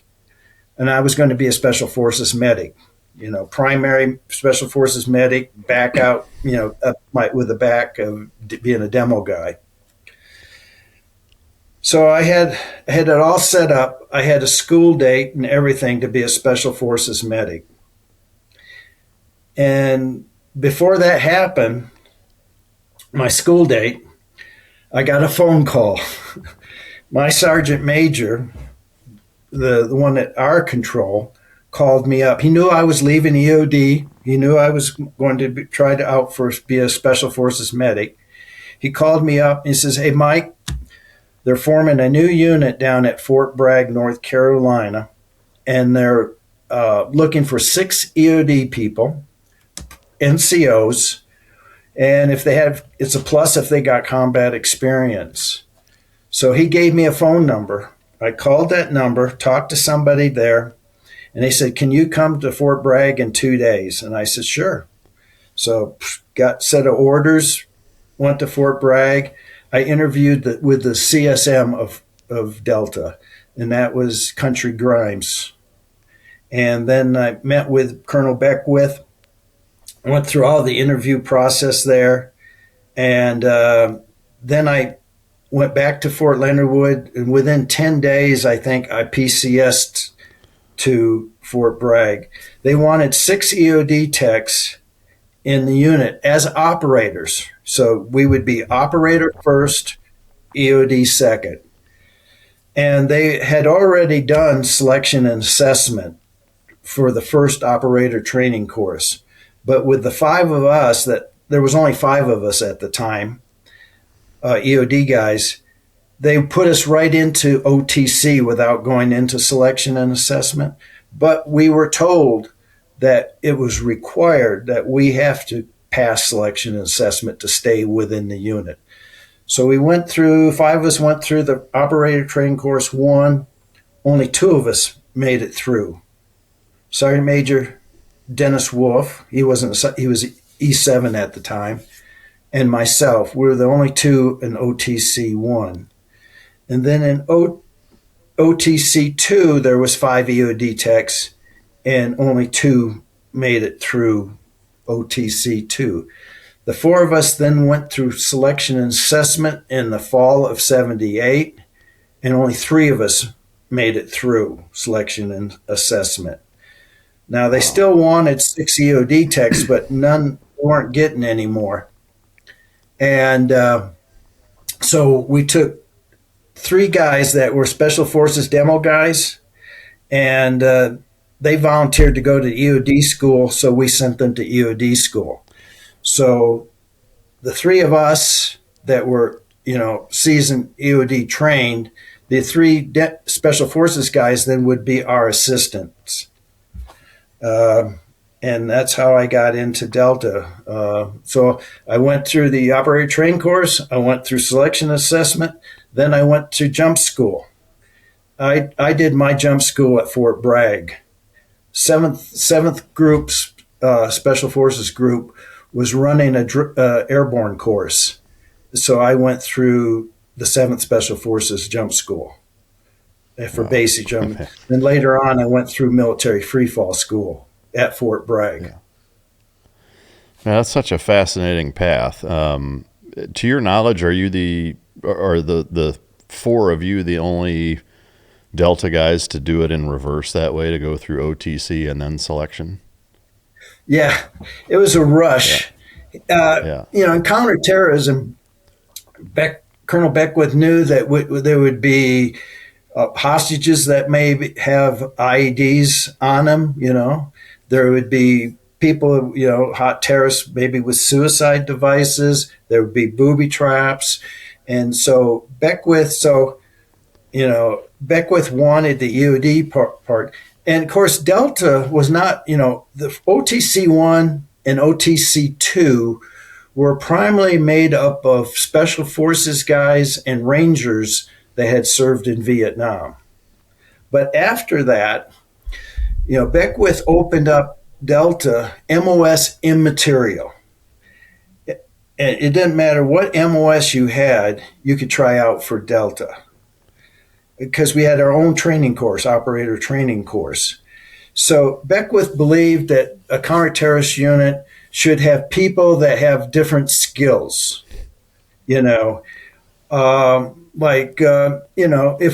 If there's a bulldozer blocking an airfield, well, we should have somebody that knows how to jump on a bulldozer and take it off the airfield, or need somebody to drive a tractor trailer truck, or we need somebody to pretend that they're a cook, pretend a chef. So it's MOS immaterial. I think it's a brilliant way to do it, and I mean at this point, it's I think impossible to argue that it's not a phenomenal foundation to what Delta has become. To your knowledge, do you know if the selection? I know OTC, I'm sure, has changed a fair bit over the years with tactics and lessons learned and equipment and technology, et cetera. I'm sure the core principles are similar, but to your understanding, is the actual selection when you went through basically the exact same as it is today? From my understanding, selection assessment is exactly the same. So Beckwith spent time with the British 22 SAS. He was a liaison officer with British 22 SAS. They were doing counter-surgery. When he was a liaison officer, they were doing counter-surgery, surgical stuff in Malaysia. And so Beckwith's core principles came from the British 22 SAS and their special forces and their selection and assessment. So the selection is done in Wales in a place called the Beacons. It's really a really rugged territory, and it's done by carrying a heavy weight, a heavy rucksack, carrying your weapon in your hand, carrying a map and compass in your other hand, and going over the roughest terrain that you can go. You have each day you got all these points that you have to go to, and it's all timed. There are cutoff times, and if you don't make the cutoff time, then you can get pulled. So you have to go as fast as you can. So Beckwith did that. So initially, selection and assessment was at Uwharrie National Forest. And I was in the last selection and assessment at Uwharrie National Forest. And then that was in the fall of 78. Spring of 79, we moved it to West Virginia. And I was part of a group that went to West Virginia to run the lanes in West Virginia for times. So I did the West Virginia one also, just getting times for the next selection and assessment thing. So it's all done. So basically when you start, there is no harassment. It's different than like the Navy BUDS school. And no harassment whatsoever. In selection and assessment, you are working all by yourself. There is not a team. You're doing the only motivational factor you have is yourself. You motivate yourself. Nobody's screaming at you to motivate you. We believe that this harassment type stuff is counterintuitive. It motivates people. And we want the person to be, and we're looking for a person that does not know the meaning of the word quit.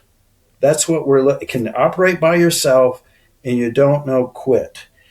So you start out with a rucksack that weighs 45 pounds minimum weight. Food, water, all that stuff is extra.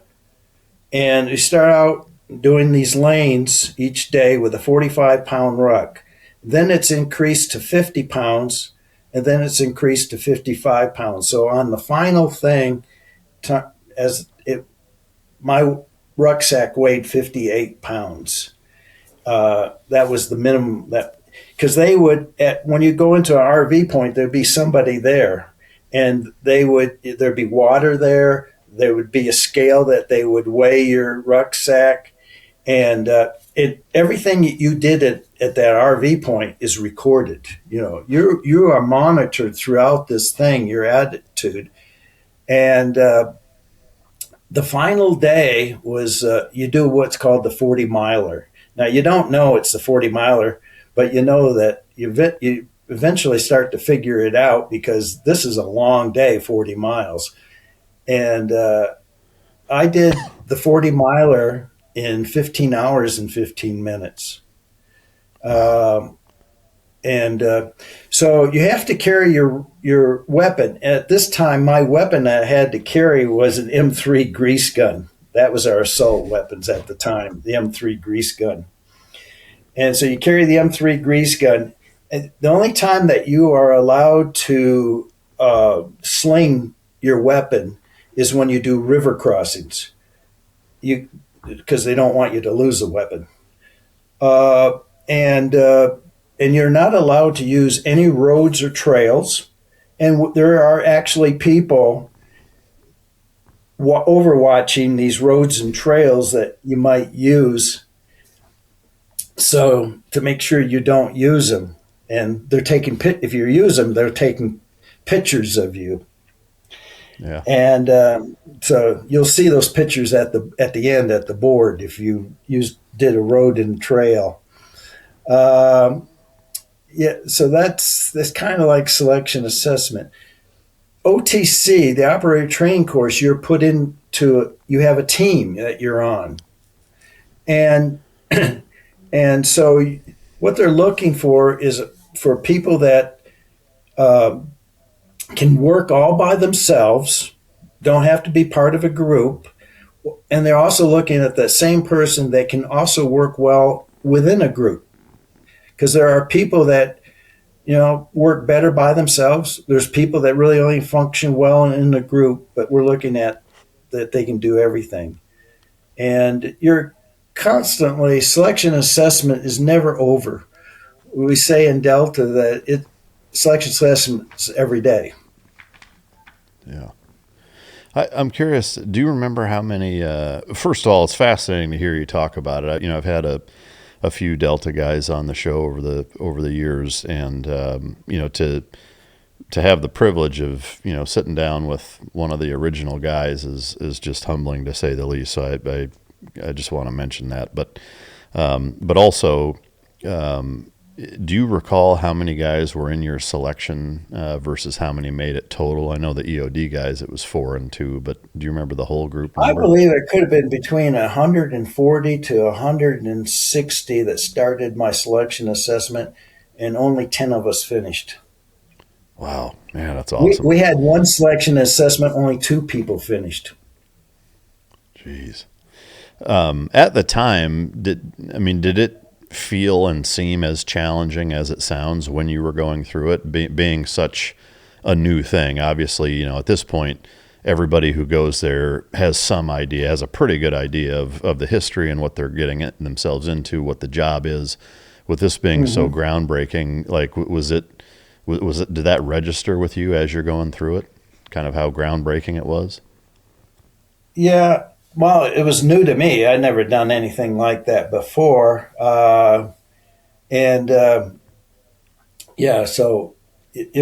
was new. And of course now, basically Special Forces Q course is kind of like a modification of our course. They kind of took what we did, not to the extent of what we did, but that's basically the SF, from my understanding, the SFQ course. But I guess at the time going through it, even though it was something that you'd never experienced, did you find it to be, unquestionably the most challenging thing you'd ever gone through? Yeah, it was. So yeah, you don't know that day. You don't know what the length, what kilometers you were going to do that day. You don't know how many RV points, and you could quit anytime. When you got to an RV point, you could say, "I quit," and the guy will then say, "Okay, take your rucksack, go over there and set. You're done." And then you go back to Fort Bragg and process out. No harassment, even quitting. I mentioned one time I talked to a guy who ran an RV point, and when at the end of the day, everybody ended up at his RV point, and that's where there were 2 trucks at his RV point, and so that's where the whole people that were doing the course ended up. And he said to the people that were there that finished that day, he says, "This truck here is going back to Fort Bragg. This truck here is going back to camp," and pointed it out to this group of people. And every single one of them got into the truck to go back to Fort Bragg. And he's like, "Boy, did I say this wrong?" He says, guys, I might have got this wrong, but this truck's going back to Bragg. This one's supposed to go back to camp. They all shook their head. Yep, we know. The whole group at his station quit. Wow. Man. Yeah, was quitting ever something that you considered? No. I went through the operator training course. I was motivated to do that. Now, you could buy a lot. You could bring a lot of stuff in with you. I had bags of caramels, and I had my pockets filled with caramels. And I would be throughout the day, I'd be eating these caramels because they won't melt. And then you go over this stuff. It's the terrain, like some of the terrain was second growth forests that like were in Uwari, and it was full of vines and briar bushes, just terrible terrain. Sometimes you could not see 10 feet in front of you, so you had to have that compass right there, staying on track to be able to hit that RV point. So we use land nav as a tool The other thing is that we had a 5-event PT test that you have to pass. And one of the events is a 100-meter swim. You have to be able to, with your uniform on and with boots on, you have to swim 100 meters. Before you go to selection and assessment. And the reason for that is that you have to do a lot of river crossings. And we did have one death in selection, a drowning death in selection and assessment. So it was very important that doing all these river crossings that we know that people can swim. So you have that swim test. It's not timed, but you just got to be able to swim 100 meters with fatigues and boots on. They actually, at one time, they wanted us to drop or reduce that swim test. And mainly because they felt that eliminated a lot of people that, people there that are not good swimmers, groups of people that aren't groups, that it's a discriminatory. But we had it in there for safety, and so we never changed our standards. Selection assessment, as far as I know, has been the same throughout the whole thing. Yeah. I'm curious. I mean, it's maybe a silly question, but at that time, being so groundbreaking, at least for the U.S. military, was there any concept in your mind as you're going through it in the early days that Delta would turn into such a special and elite unit that it has become today? Well, I knew it was going to be special. It was unique. Colonel Beckwith, that was his vision. And he was the right person at the right time to do that. We had, you're talking about, the 1970s, you're talking about aircraft hijacking. All this stuff was going on in the world. And first of all, we had an unclassified mission. And our unclassified mission was POW rescue. That was one of the things that we trained for. It was based on Son-Tay, the camp in North Vietnam where Americans were being held, called Son-Tay. That was in the fall of 1970 when they tried to attempt to rescue the Americans held in North Vietnam outside of Hanoi, southeast of Hanoi. That's where Son-Tay was. And so they had to train up a group of Americans to do the raid on the camp. They also had all the aircraft and everything like that. It took a period of time to train everybody up to implement the raid. And of course, if you're familiar with the Son-Tay raid, you know that the camp was empty. There was no Americans at the camp. Yeah. Is that something, Mike, you know about? I don't know. No, I'm not familiar with it. Okay. Well, no Americans were at the camp when they went in there. Beckwith's vision was that we would have a force that could do POW rescue or any kind of prison rescue, that we would have this force. And a lot of our early missions in Delta were aimed at prisons. Like Grenada, Richmond Hill Prison. I was on the Grenada operation to rescue the political prisoners at Richmond Hill.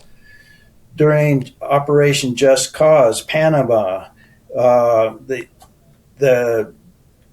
mission there was to rescue Kurt Muse, who was being held there in the prison. So, and then, of course, after the Iran hostage rescue mission, the American hostages were moved to different prisons. So that was kind of our forte. Now, Sante, interesting fact about Sante is there's several documentaries. There are several books on Sante, but they're all from the American perspective, and none of them have from the Vietnamese perspective. And there's speculations why the Americans were moved out of the prison camp in Sante. Speculations was the monsoons flooded the camp. Well, monsoons happen every year. The camp floods every year. It wasn't the monsoons. The other thing is that maybe the North Vietnamese got wind of some kind of rescue attempt was going to be made. But I have a friend who is Vietnamese. He was a Vietnamese refuge, and he worked for Coca. Then after he came to the United States, he worked for Coca-Cola, and he was the Coca-Cola representative in Vietnam post Vietnam. Wow. And he got acquainted with all the old generals, North Vietnamese generals, and all of the political people in North Vietnam. And he told me the real reason why, and this hasn't been written or recorded or anything, the real reason why that there was no Americans at the Sante camp. The Soviets were monitoring all air traffic over North Vietnam. The Soviets were. And the Soviets noticed an uptake of U-2 and SR-71 flights over Sante. About 12 kilometers from Sante, the Soviets were building for the North Vietnamese an underground command post. Around Hanoi, there are all these underground bunkers around Hanoi. Today, you can go to Vietnam and tour through them. This one was going to be the big command post, and it was just not very far from Sante. Soviet engineers were building this for the North Vietnamese. What the North Vietnamese were afraid of is all these flights that the prison was attracting attention from these, that we would discover this underground bunker complex that's being built. And that's why they moved the prisoners, so that it would take attention off, that we wouldn't accidentally discover this thing. When Ho Chi Minh died, he laid in state in this underground bunker. It's called K9. So this friend of mine, contact I have, has told me all this kind of stuff. So about that's fascinating. It is fascinating. Yeah, that's incredible. I appreciate you sharing it. Yeah. So anyway, that's what we were mainly designed for. That was our unclassified mission, POW rescue. And then the classified mission, is it the obvious counterterrorism mission that now is less classified, if that's a thing? Yeah. It's probably less classified. Yeah. I'm curious, what was your impression of Colonel Beckwith when you first met him?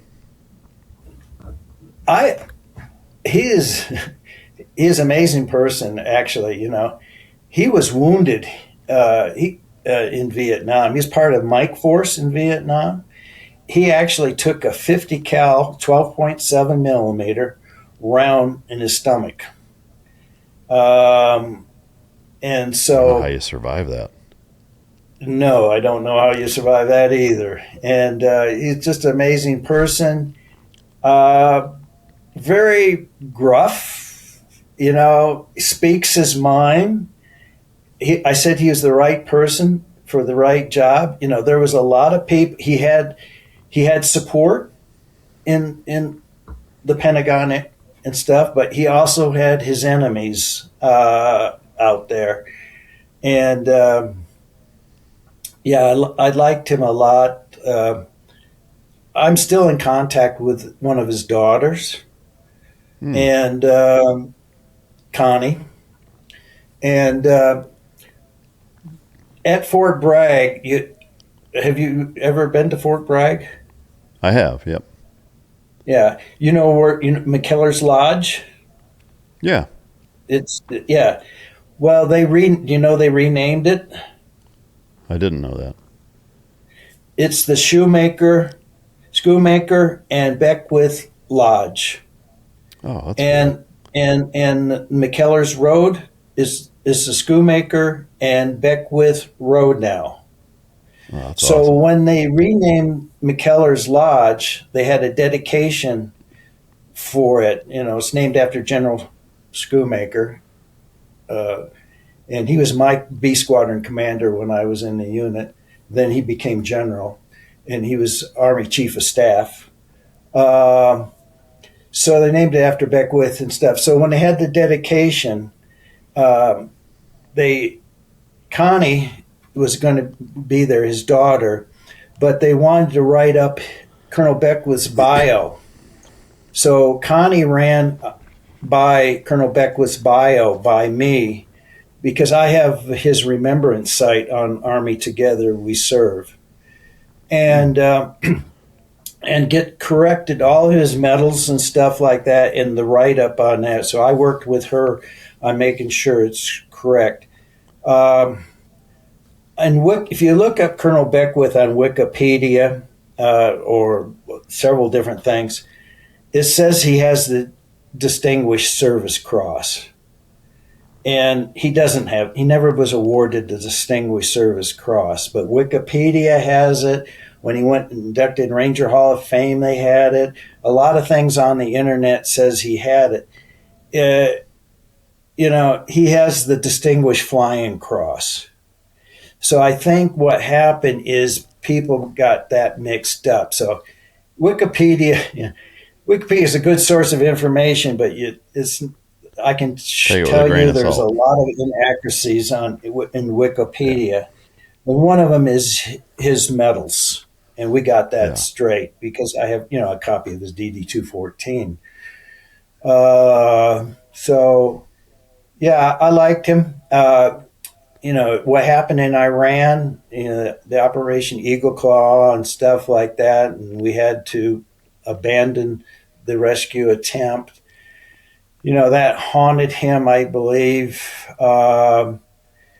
After that, they set up, they had the Holloway Commission, investigated what went wrong in Iran, and that's when Joint Special Operations Command was created. Out of the ashes of Sante, basically, Delta was created.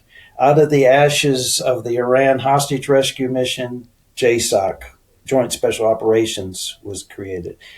Out of the ashes of Operation Urgent Fury in Grenada, U.S. SOCOM was created. So, each of these things we've learned in special operations, we've, learned from our mistakes and doing better. Yeah. And it would be nice to see the U.S. government apply that same logic. Unfortunately. Yeah, I visited Colonel Beckwith once when he was retired, and he was in Austin, Texas. And so at this time in the unit, I was the research and development. I became the research and development sergeant major for the unit.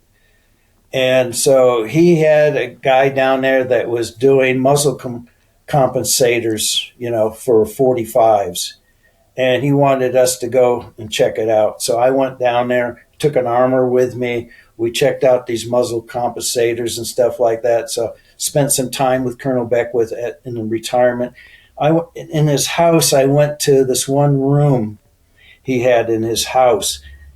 This whole room was like a gun vault. I mean, I go in there. There are all these guns and weapons and everything. A lot of them were given to him. like the Texas.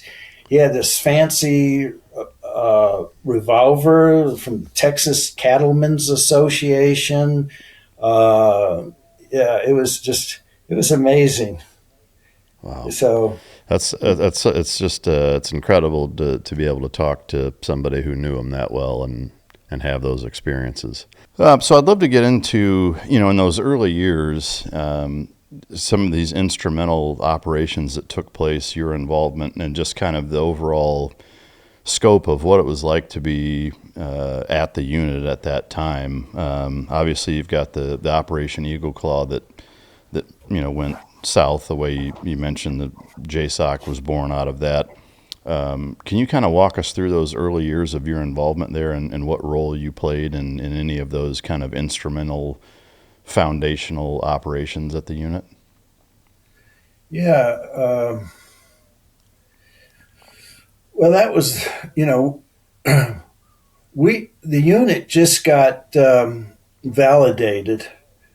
I'm trying to think.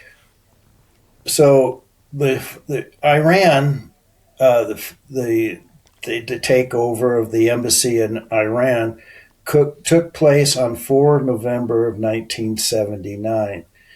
That October prior to that, we just got validated. We did our final exercise, and we were given the green light that we are now operational.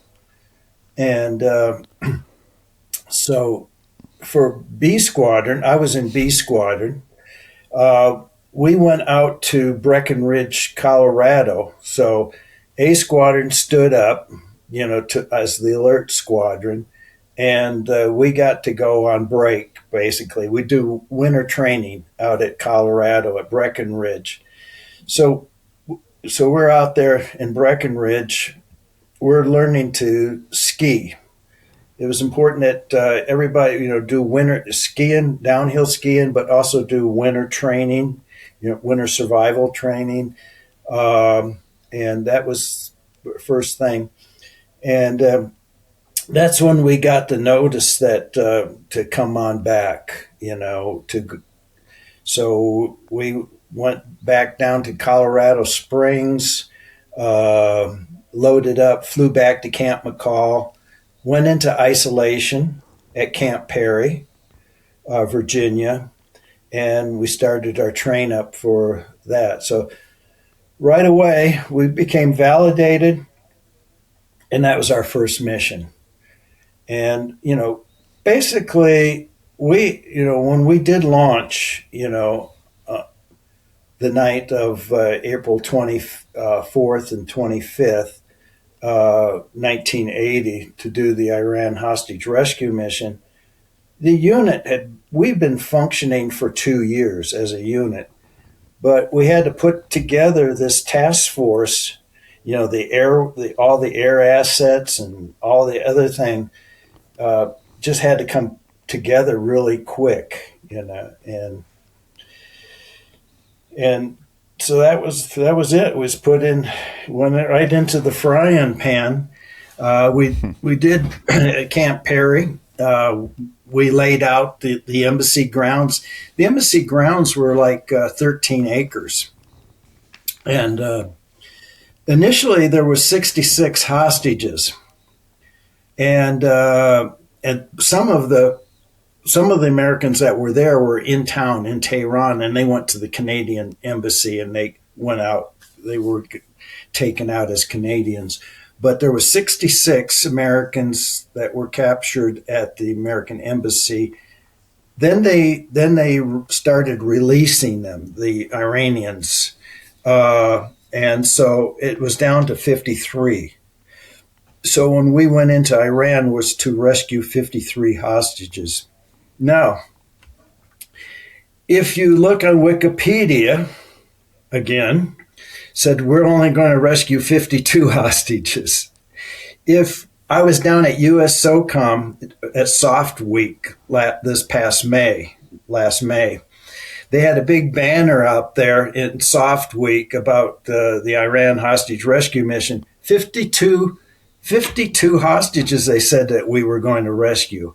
Well, we were going to rescue 53. And so even the documentary on Eagle Claw said we were rescuing 52. That's a mistake. When we were going in, there were 53 hostages, and that was in April. In July, one of the Americans, a guy named Queen, got really sick, and he developed multiple sclerosis, I believe. And the Iranians were afraid that he would die in their care, and they did not want that at all. So he was released, and that was 2 months after, April, got May, June, July, 3 months after our attempt. So at the end of 444 days, on January 20th, 1981, only 52 hostages were set free. But somehow in history, we were saying that we were only going to rescue. I've even wrote the public affairs people at USOCOM and saying that, we're going to rescue 53. So, that was an issue. The helicopters were always an issue with us. When we did any of our training with the helicopters, the RH-53Ds helicopters, we had problems. Initially, we had Navy crew that crewed them because they're Navy. RH-53D helicopters are Navy helicopters used for counter mining. They operate those helicopters in the daytime over water, and they do counter mining. They do a grid pattern. They run to search for mines. So these guys weren't good. The pilots that we got weren't used to flying at night, flying in the desert, flying in with night vision goggles and stuff. So then we got Marine crew to crew these helicopters. But, even though a CH-53 is a 53 and RH-53 is a 53, there are differences in those aircraft. And the Marines were not, 100% familiar with those aircraft. And that was one of the problems. The other thing was the deserts, the haboos, the dust storm. Somehow, that's typical. And you live in Texas, and you know about haboos. You know about thunderstorms, and they kick up all that dust and stuff like that. And that happens in Iran and, at that time of year. Why that wasn't incorporated in our plan of what happens if you encounter a dust storm, I do not know. So when we went into Iran, we were on the fixed wings, and we launched from Oman, Masuriya, the island there. There's a British air base there. So we had 3 MC-130E models, and we had 3 EC-130E models. The MC-130s, the Talons, and I was on the first aircraft. The EC-130s, we converted to bladder birds, put a 5,000-gallon bladder aviation fuel bladders in those 3 aircraft. And we were all going to rendezvous at Desert 1, and where we would then refill the helicopters that launched off the carrier Nimitz. And when they land there, we would refill them. The fixed wings would fly back. Then we would go in the helicopters to Desert 2. Desert 2 was a hide site that we would spend the daytime hours at Desert 2. And but we never got to Desert 2. It ended at Desert 1. When the fixed wing encountered the haboos, then the fixed wing flew above the dust storms. We moved up above them. Everybody was going to fly, to avoid radar, you were going to fly low, nap of the earth. The Marines kept flying in the dust storm. They encountered the dust storm number 1. Instead of flying above the dust storm, they were flying through the dust storm. Radar Classic cannot Marines. detect. Yeah, well, the radar can't detect you in a dust storm. The dust storm blocks out radar, but the Marines were not briefed on that. And back then, we did not have secure comms with them. We had the secure SATCOM radios, and we had them fixed up in the fixed wing. We had the SATCOM antennas there on the hatch in the cockpit, but the Marines had SATCOM radios, but they would have had to land the helicopter and set up the radio, set up the antenna to talk to us. That's how, so otherwise we were blacked out, no. Then they went into the second dust storm, which was longer and bigger. So I was on the first aircraft that landed. When we landed, the door opened. Next thing I know, there's headlights coming down the road. And Colonel Beckwith yells, "Stop that vehicle." And so the Rangers had a gun jeep there. The Rangers come out, and one of the Rangers fires a 40 millimeter in front of the bus, stops the bus. Then we get on the bus and we remove everybody from the bus. And then the Ranger roadblock team's going down the road. Here comes another set of headlights coming down the road, and it's a fuel truck. The Rangers fire a M72 Law at that truck, missed the truck, but it detonated below the truck where the tank is, but it did catch the tanker on fire. And those people jumped out of the truck, went back. There was another vehicle in trail, and they hopped in that vehicle and they took off. So now we got a tanker that's burning. We got a bus that's full of 44 Iranians. Now that there are detainees. And I found out later, many years later, that all those people on that bus were related to each other. They were going to a family reunion in the next town over.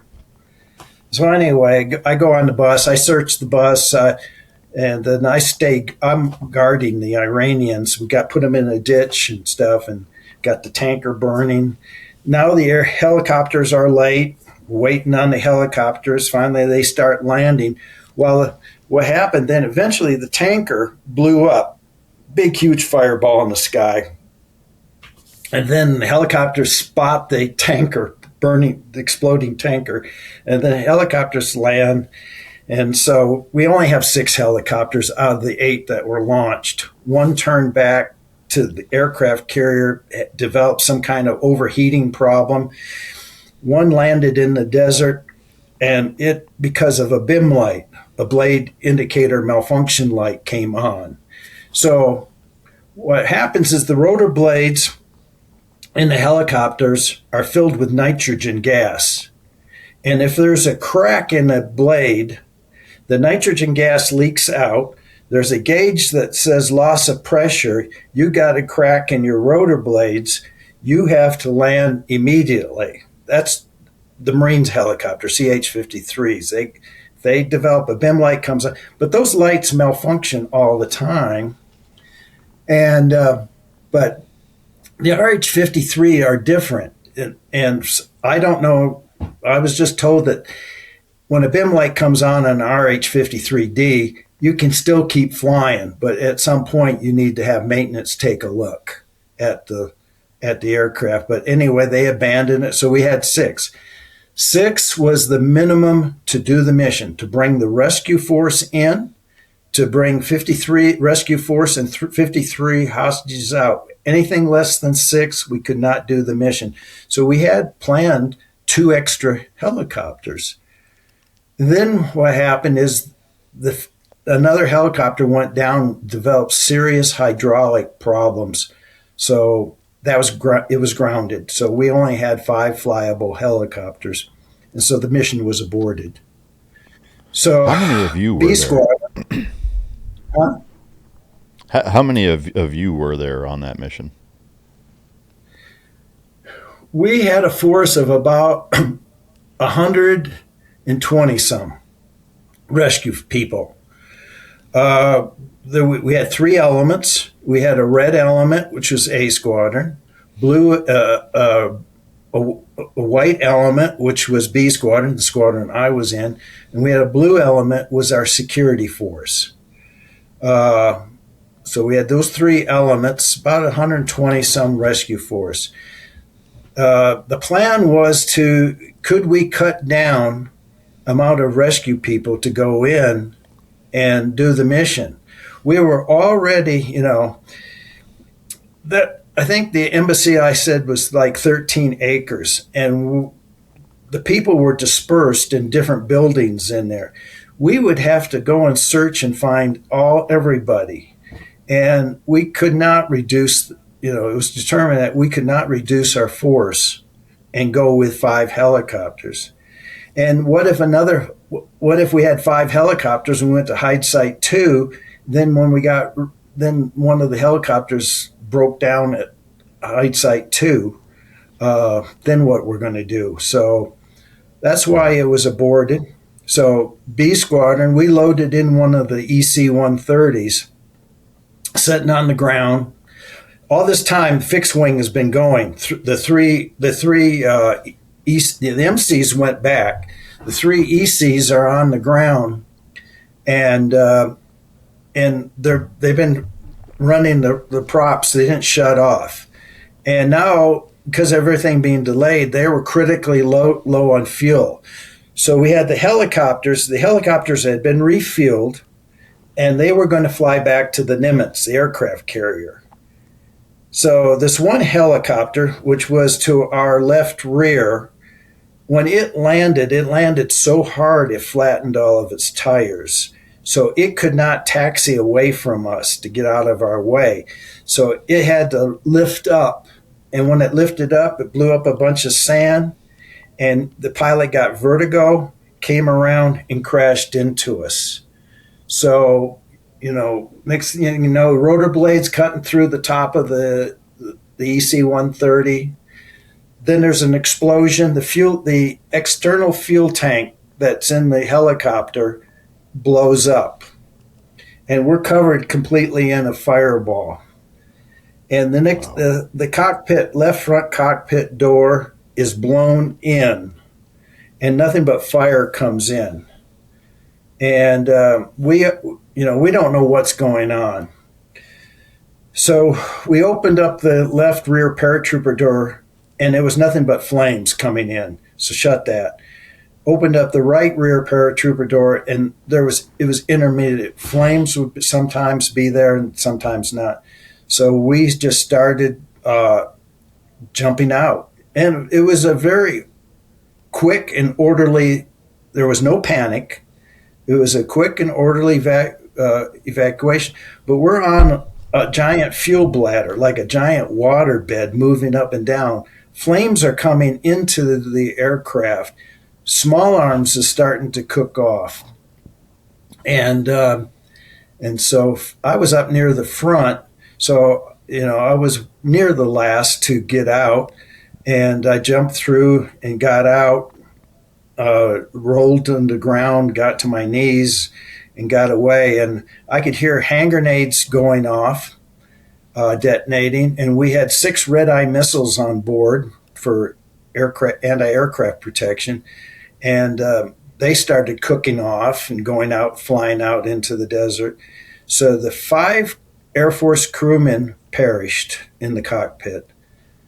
The 3 Marines that were in the cargo compartment of the helicopter perished. The pilot and co-pilot of the helicopter was able to escape out of their cockpit windows. They were badly burned. They had 2nd and 3rd degree burns.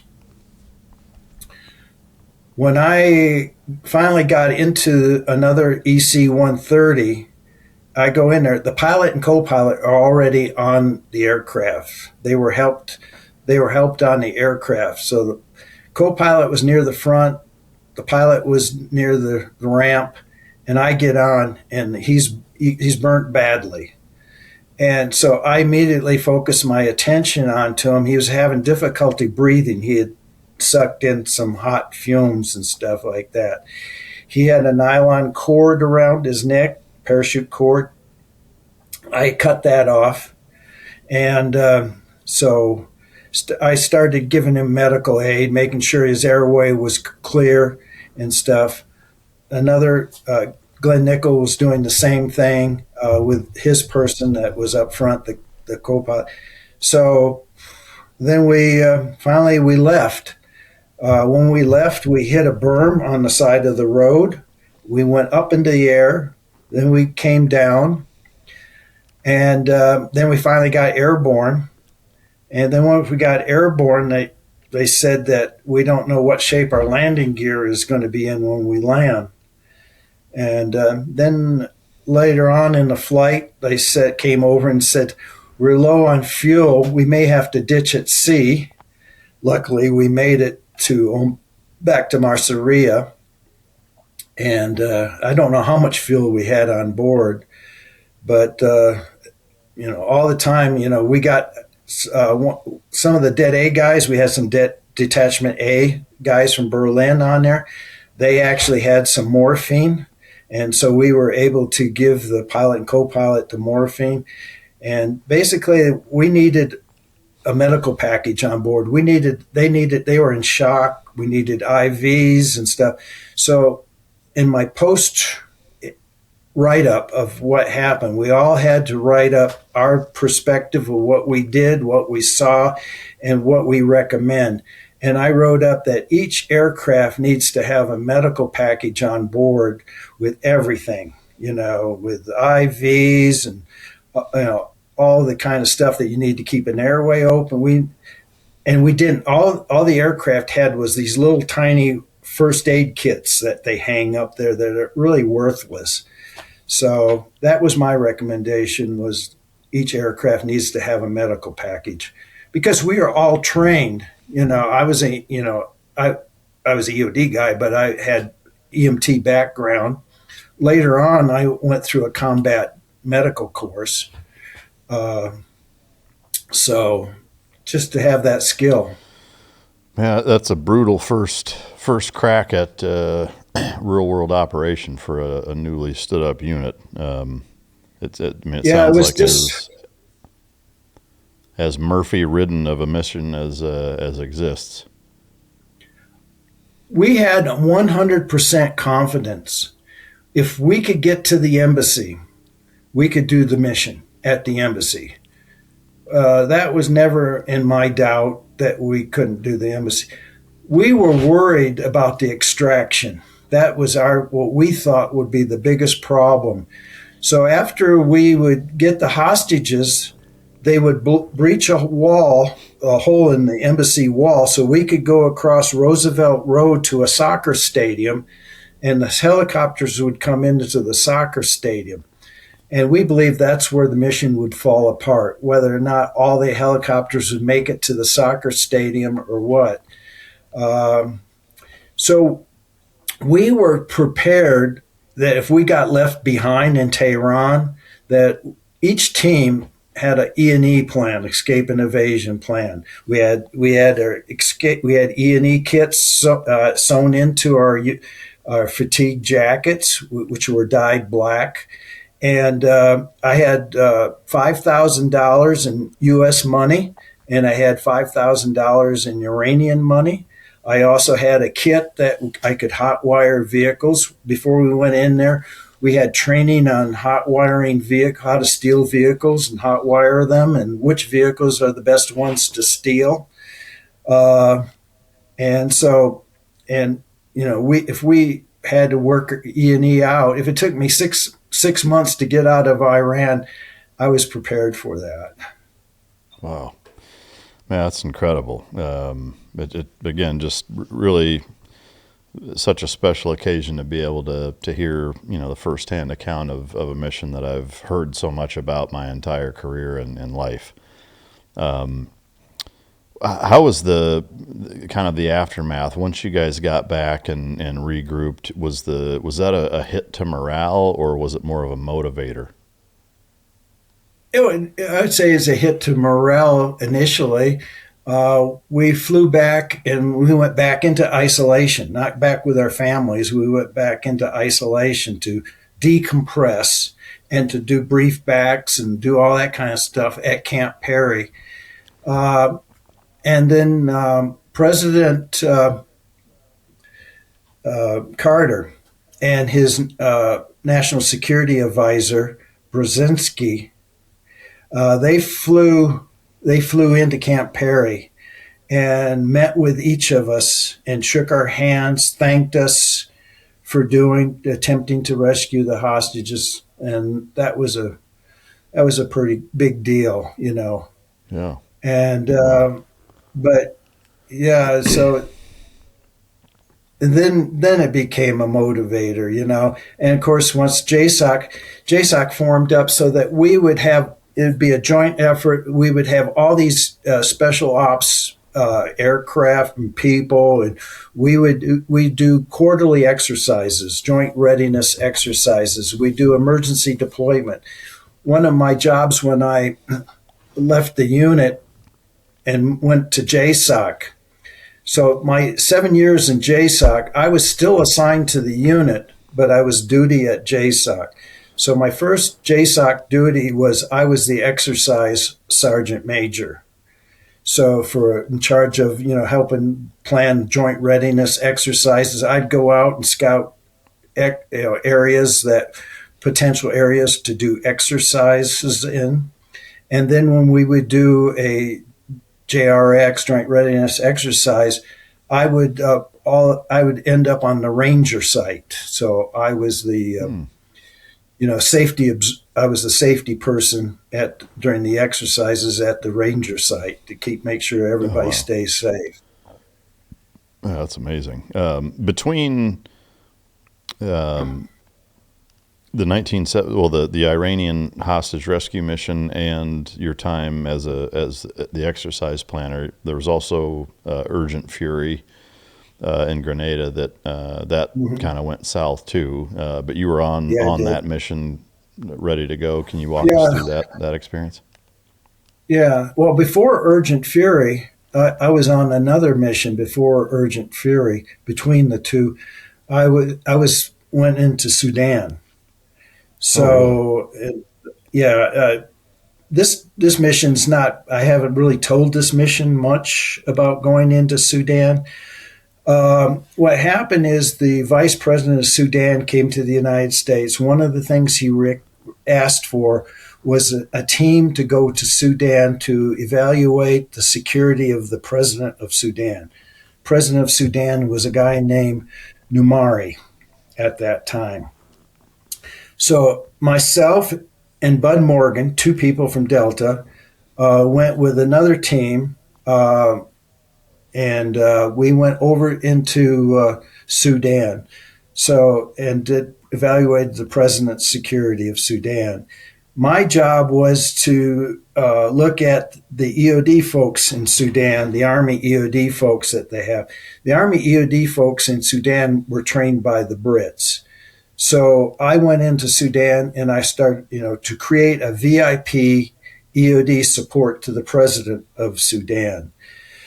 So I went with the Sudanese EOD and spent time with them to learn how they operated. And at this time in Khartoum, there was terrorist bombings going on. There was a group of terrorists from Chad that were setting off sophisticated digital time electronic IEDs in Sudan. And so I worked with them. One time we went to the airport there in Khartoum, and the Sudanese had great intelligence. So we went to the airport, and they got these two suitcases. We took them to a small room, and they were really heavy, large, like Samsonite type suitcases. They opened them up in this room. Just open up the suitcases. Click. I'm standing there. Click, click. Open up the suitcases. Both suitcases are full of Semtex H explosive and packed full. I told them, I says, if you intercept many more of these, the next time you go click, click, and open a suitcase up, it's going to explode. So anyway, then once they found out my background, my knowledge and different stuff. They had me.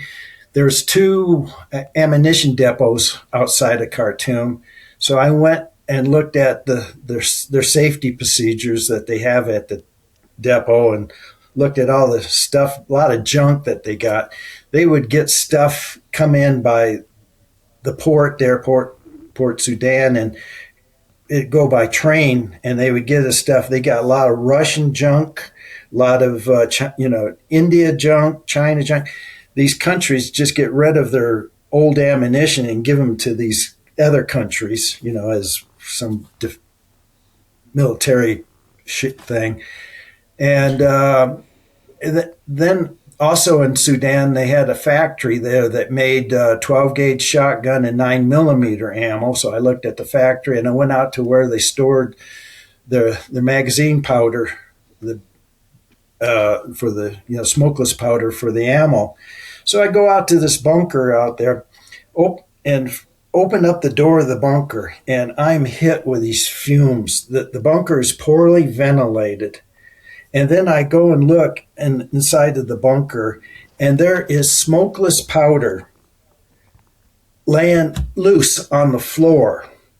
And he's got these, 2 or 3 tons worth of smokeless powder in there. And there is no static electricity protection, because normally you go, in a situation like this, you got to be grounded. There's copper, usually a copper lining the sides of the thing, and then you wear a harness that you connect to the copper, so you ground yourself from static electricity. These things were powder on concrete floor, standing on metal pallets, And I'm like, I go in there and I look at this stuff, and it's all hot, the fumes, and I just see this thing going up in a flash. And, so I told him about all this, it's just, that's not a way to store the stuff. It's an accident waiting to happen. And then I went back into Sudan the second time and brought in equipment, and I trained the Sudanese EOD and set up a VIP thing. And then later, Numari, the president, went to Egypt. And while he was in Egypt, there was a coup, and he was overthrown. That's Sudan. Man, yeah. Then I did Urgent Fury, Grenada. I was out in Washington State climbing, because I'm on a mountain team. And that's my background, is mountain climbing, rock climbing and stuff. So I'm out in Washington State doing rock climbing out at Leavenworth. Then we get the call to come back. So we come back to the unit, and in 3 days, we had to prepare to go into Grenada. And so I was B Squadron, and our team's mission was the Richmond Hill prison. And Richmond Hill prisons where all the political prisoners were being held, because they had the coup. Now they have a Marxist government. They overthrew the Maurice Bishop, who was elected. And so this Marxist government now has ties with Cuba. And there's Cuban engineers in Grenada, and they are at the Salina airfield. They're enlarging the airfield for MiG aircraft, but they're saying they're enlarging for make it bigger for tourism. And they're setting up MiG hangars. So there was their intention to store MiG aircraft there in Grenada. And they took Maurice Bishop out and executed him. They to this day, they don't know where his body is. So that was our unit's mission, was Richmond Hill, the political prisoners. SEAL Team 6 had 2 missions. One was the British Governor General, Scoones. He was under house arrest at his residence. The other SEAL Team 6 mission was the radio station, so that by capturing the radio station, we'd prevent them to communicate broadcast to their forces. So those were the 3 missions.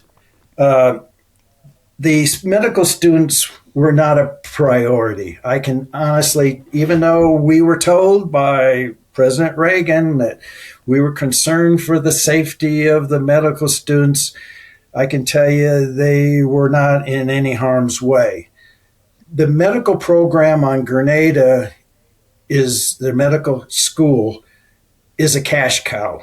It's a major economic source for them, and they weren't going to disrupt that, and so that mission was given to the Rangers to round up the medical students, and frankly, we had no idea where they were located. When the Rangers did find one group of medical students, then the medical students told them where another group of medical students were. But our mission was to free the political prisoners and to help reestablish the government of Grenada. So we were supposed to go in before first light. We had 8 helicopters. Delta had 6 helicopters. These are the MH-60s, the 160 Special Operation Aviation Regiment. So we had these 8 helicopters. We had 6 of them. The SEALs had the last 2, number 7 and 8. We were going in together, and we were delayed. The reason we were delayed is that the Marines were doing an amphibious assault on the north side of the island to capture Pearl's airfield. The Marines do not do any nighttime assault. So the reason we were delayed is because they didn't want to alert the Grenadians that we were invading the island. That's why we were delayed. It doesn't make sense to me, because if we went in before first light, we would have been the perfect diversion for the Marines. They would say, and then they would concentrate towards us. But anyway, we were delayed. How did that factor into us is that, well, first of all, we were over the water. We were listening to Radio Grenada when we were over the water, and we weren't even there yet. And they said the invasion of Grenada has begun. Grab your rifles and go to the beaches and meet the Americans. This is what they knew. We were coming. They were ready for us. And then when we get over the prison, stuff, first when we fly over the beaches, and the people are lined up on the beaches waving at us, and you could hear a pop here and there, but the people were on the beaches waving as we came in. So when we came in, we had no air support, no AC-130 gunship. Now, the AC-130 gunship was on station when we were supposed to be there at a certain time before first light. But so the AC-130 was in orbit and then had to pull off orbit to get refueled. And then when we came in, we had no air support. Nobody towed the gunship. It was delayed. There was so much miscommunications, and each force couldn't communicate with each other. That was the biggest problem. General Schwarzkopf was the ground force commander on the flagship. This was an admiral was in charge of the whole operation.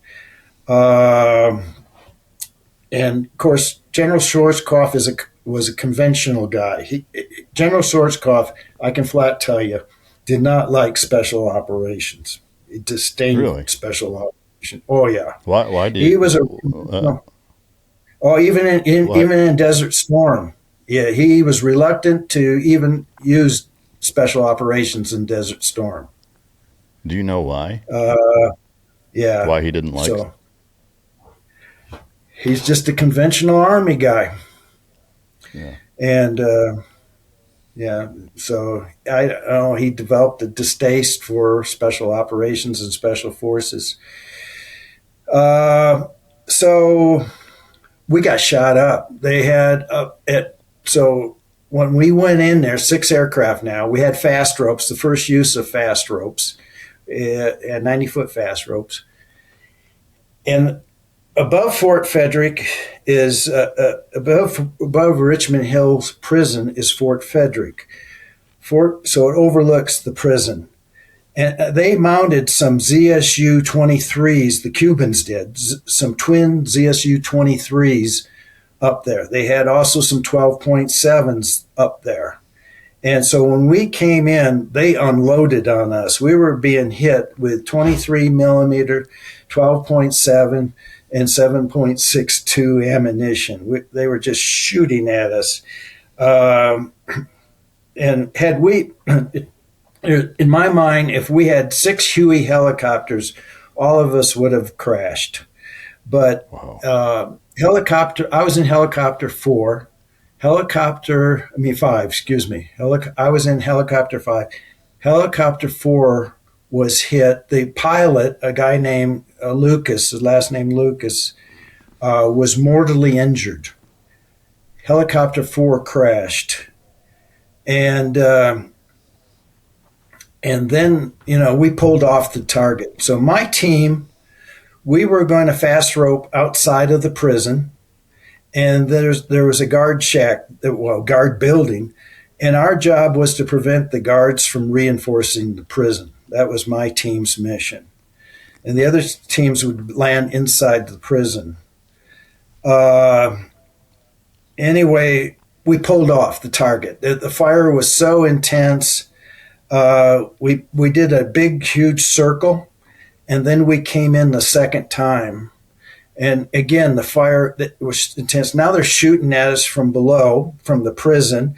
Bullets are going through the bottom of the helicopter. I see that there's a toolbox there, so I don't want to get shot in the butt, so I sit on top of a toolbox. And so we're just we just want to get low enough, put the fast ropes up. We want to get on the ground so we can fight. We cannot fight. Or our door gunner, the first was shot immediately the first time. He was shot. He was wounded on the left side, M60 door gunner. And then we pulled off again, off target again, and we landed. Only one helicopter was deemed flyable. So my team and another team, we get in that helicopter and we fly to the crash site of helicopter 4. And then we pull security on the crash site until a medevac helicopter from one of the ships comes out and picks up our wounded. And then we go back to we're at a hill overlooking the Salina airfield, and Rangers are jumping in. I have my camera with me. I always carry a camera with me. I took pictures of the Rangers jumping in. I think I got the only pictures of the Rangers jumping in. I do have that picture. Awesome. Jumping into Salina airfield, and we were above the field looking down on the field. And then we were going to do a ground assault on the prison. We were going to reorganize and just by foot go to the prison. But then we were informed that all the prisoners, after we left, they just opened the gates and let everybody out. Man. The SEALs went to the Governor General's thing, and then they were being attacked by some armored vehicles there. So they had an interesting time at the British Governor General's time. And then also the SEALs that took the radio station. And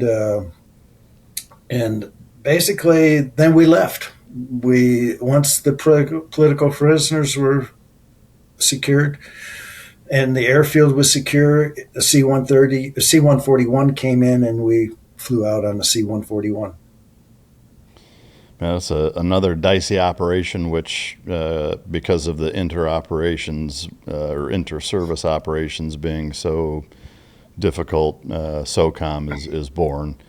I'm curious, in those early days, SEAL Team 6 being even newer than Delta, did you cross-train with those guys much or at all? Yes.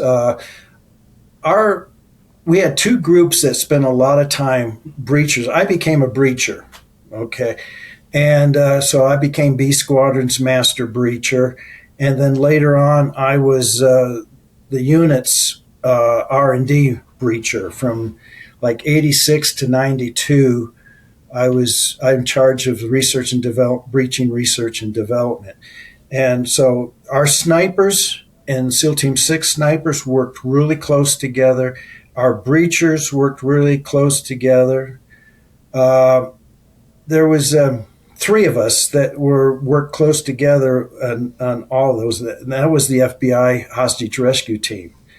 So whenever I did a breaching R&D program, going out and doing some type of testing and development of breaching, representatives from SEAL Team 6 and representatives of the FBI hostage rescue team would also go out to those events. And likewise, if FBI was doing some breaching research or SEAL Team 6, so we shared everything, breaching wise, and also our snipers worked closely together. Those were the two, I would say.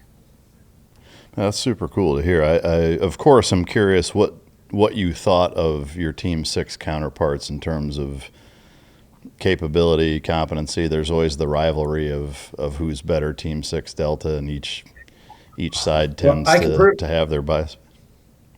I can personally say for breaching, there was no rivalry. It was total cooperation. I'm even their head breacher. We stay even today. I stay in contact. Awesome. I stay in contact with several of the SEAL Team 6 guys that I knew. Some have since passed away, like things from cancer. But I'm still in contact with two of them today. That's really cool to hear. I love it. So you did a quick stint to Alaska before you took the head breacher or R&D breacher position. During that 6 year, was the Alaska move, was that, it says with the 176, is that correct? Yeah, 176 Ordnance Detachment EOD at Fort Richardson, Alaska. So I made E7 by this time. And so in Delta, the whole time I'm in Delta, my whole time from 78 to 99, I was in an 11B duty position my whole time. But my primary MOS at that time was 55 Delta, which is EOD. EOD today is 89 Delta. They changed all the MOSs. So my primary MOS was 55D. I was getting promoted in 55D, but I really wasn't doing the traditional EOD stuff. So I was at E7. I figured I needed my time in a regular EOD unit as a supervisor to make E8. So I felt I needed to go back to the field. I also felt that my family needed a break from all this. I was still married at the time. I can tell you that life was hard on the family. In the middle of the night, my pager would go off. I would have to go into work, and sometimes I was gone. So my wife would be notified that I'm gone on TDY. And so she did not know where I was. She did not know how long I'd be gone. She knew nothing. So she would communicate with a representative at the unit. I would communicate with a representative at the unit, and that's how we would communicate. And when I was in isolation for Iran, as far as my wife knew, I was out skiing in Colorado. And when I went to Grenada, as far as she knew, I was out in Washington State climbing. And so she never knew where I was. And when I'd be back, when I was in Sudan, she had no idea I was in Sudan. And so that's hard on the family. So I figured I'd go and take a break. and take a tour in Alaska. It was supposed to be 3 years. Well, then I was only there. Well, I got there like in the summer of 85. In January of 86, Lieutenant Colonel Bucky Burris calls me up. He says, Mike, have you had enough, fun time in Alaska? Could you come back to the unit TDY? And I said, sure, because nothing's happening in January in Alaska. You don't really do any EOD work because everything's covered with snow. So I got permission. So I went back to the unit, and then I helped set up a special EOD section. They still needed EOD people, but this time we got 6 billets for EOD people, and we set up a direct support EOD section in the unit. I helped set that up and get that running off. So I just decided that, well, I might as well come back to the unit, So, but I did. But I also got divorced. That was the it end because you went back? Was that? Well, it was partially probably because of that and everything the years before. And the other thing is that my wife found somebody else. Oh, wow. So that's brutal. How did that impact you professionally? I mean, did that spill over and affect you professionally, or were you able to compartmentalize it? Yeah, the divorce, any divorce is hard. So we got an Alaska divorce. Which is quick and easy. Alaska is not like California. Alaska, the justice systems, the laws in Alaska are like the frontier laws. So we did what's called a dissolution of marriage. We sit down on a piece of paper, write out how it was going to go, and then normally you file the paperwork, and normally you get a date in front of a judge. Usually takes 30 days. In our case, it was less than 30 days. And we had a dissolution of marriage.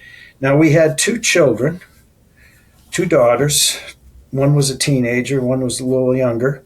And so anyway, the youngest daughter wanted to stay with her mom.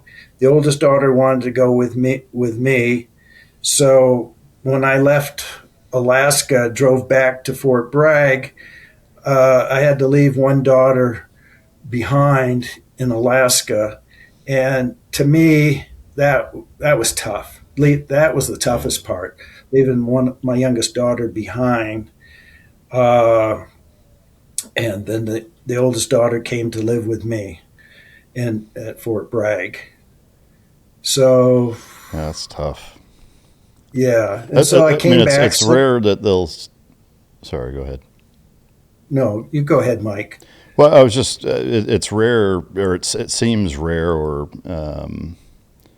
I guess not traditional that a judge would even separate children that way, especially an active duty military guy. Well, it was a dissolution of marriage where we agreed to the terms. And so, yes, that was pretty simple. How were you able? Yeah, how were you able to juggle having a teenage daughter? Is that a big contributing factor as to why I had to have a plan? I had to have a plan. Yeah, I had to have a care plan. I had to have somebody that she would be able to stay with if I get deployed or went TDY. Yeah, I had to have a family care plan. Yeah. And was that a big adjustment, being a single dad all of a sudden at the unit, I imagine? A single dad with a teenage daughter, yes, it was. Yeah. But my philosophy is that she was good. She was, she was members of the different clubs, like the French club, stuff. She took modeling classes and stuff like that, and modeling acting classes. And the thing is, I believe you keep them busy and they don't get into trouble. Idle hands is the devil's workshop, right? Yeah. Yeah. All right, so you're back at the unit, primarily R&D for breaching and EOD tech, et cetera. What was that 6 years like operationally? Were you deployed further? Were there any other missions in that window of time? Yeah, well, 1989 was Panama, Just Cause. So I was in breaching R&D during Panama, and so what I did there, did next of kin notification. I went through training. I stayed behind. I didn't go to Panama.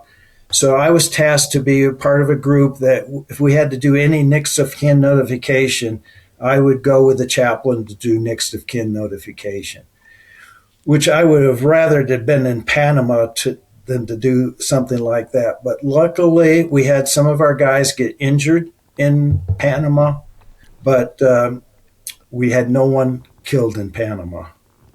Yeah. So that was a good thing. Then next thing came was Desert Storm. And so now, Mike, you see, and I still see this on the internet. They have me as part of Schwarzkopf's security team. Have you seen this guy with black hair, dark glasses and white shirt? Well, it came out in the very beginning that was me on Schwarzkopf's security team. And it still pops up from here. That was not me. That was a friend of mine, Bill Cronin. So we did have 4 guys in our unit that were part of Schwarzkopf's security team that wore plain clothes. But that wasn't me. That's not my job. I'm a demo guy. I'm not somebody's security thing. I mean, I can evaluate security, physical security, and do all that kind of stuff. But being somebody's bodyguard is not a good use for my, say, talents. So During Desert Storm, I wasn't Schwarzkopf's security guard. I was involved with the destruction of an underground command post called Taji No. 2. Taji No. 2 is outside of Baghdad. It was a 2-story cut and cover facility. So what the Iraqis did, dug a big hole in the ground, big hole, built a 2-story concrete structure in there and covered it up with sand. There was 2 entranceways with bomb blast doors. And then when they covered the bunker up with fill, they put a concrete burster slab on top of that. So it's a thick piece of concrete, reinforced concrete. And then they added more sand to that. So what happened was in the Gulf War, the Air Force dropped 60 Blue 109s onto Taji No. 2.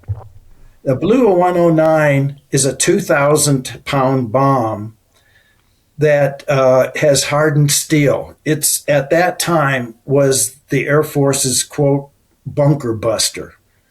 But, with a 2,000-pound bomb, 2,000 pound only has so much kinetic energy. And so they dropped 60 2,000-pound bombs on Blue 109s and did no damage to it. So I was tasked to destroy Taji No. 2. That was my mission, not to guard Schwarzkopf, was to destroy Taji No. 2. So we had satellite photographs of how it was constructed. And so what it was going to be is going to be a Ranger battalion assault on Taji No. 2. And there'd be 2 of us from Delta, myself and my partner Keith Lamb, and we would be the breachers for the Rangers.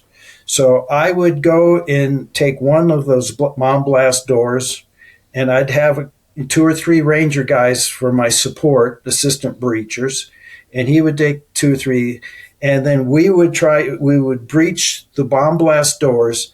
The Rangers would assault the bunker, and then we would bring in explosives and blow it up. So that was my mission during Desert Storm. Now, so at the time, General Carl Steiner was commanding general of USOCOM. So General Steiner came to Fort Bragg, and I briefed General Steiner on the mission and how we would attack it. And I started out my briefing to General Steiner. I says, if we roll back time, today is now 1945. We had the capability to destroy that bunker in 1945, and here it is 1991, and we can't destroy the bunker. I says, what happened? Well, the Air Force went nuclear. So we do have a bomb called a B-61, which is our nuclear bomb penetrator. I'm not saying this is open source. You can Google it on Wikipedia. Everything I'm saying, it's open source. So we weren't going to hit it with a B-61, and so the Air Force did not develop any conventional bomb to breach it at that time. I said back in 1945, the list of bombs that we had, we had the M110, which was a 10,000-pound demo bomb. That wouldn't have been a good bomb for it. But we also had the 12,000-pound tall boy bomb and the 22,000-pound Grand Slam bombs. Now, the tall boy and the Grand Slam are British bombs that was used on British Lancasters, and they would bomb the submarine pens in France, and they bombed the railroad yards, the railroad tunnels, the dams. Well, they also had a special dam buster bomb, and I got to see one of those. So we had those two bombs. They were British bombs, but they were actually forged in the United States. We had the capability to make the bombs casings. They would be sent to Britain, filled with explosives, and then on a British Lancaster. So we had those two bombs. And then towards the end of the war, we developed a bomb called the T-12. The T-12 is a 43,000-pound bomb. It's called the Super Blockbuster or the Cloudmaker bomb, the T-12. And we had those. We're going to use those in Japan, the T-12s. And I says to General Steiner, I says, there's two of them I know in existence. One of them is at Eglin Air Force Base at the Air Force Armament Museum. It's laying on the ground horizontally outside the museum.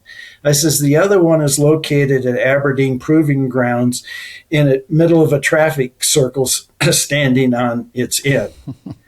That bomb, since when they closed Aberdeen down, that bomb has now moved to Fort Lee. It's in a traffic circle at Fort Lee. And later I found out there's a third bomb that's located here in Colorado at the Pueblo Chemical Depot. Outside of the chemical depot, they have a list of, Honest John rocket. They have a bunch of different stuff. They have a T-12 there. I says, we could take those two T-12s and fill them up with explosives and use them. They were test dropped. The T-12 was test dropped in out there at Fort Irwin. China Lake. I think it was China Lake that they were test dropped out of a B-29, but they were meant to be dropped out of a B-36. And we were going to use them in Japan, some of the targets in Japan. Of course, we developed the two nuclear bombs for Japan. So anyway, I briefed General Steiner, I explained him to the mission.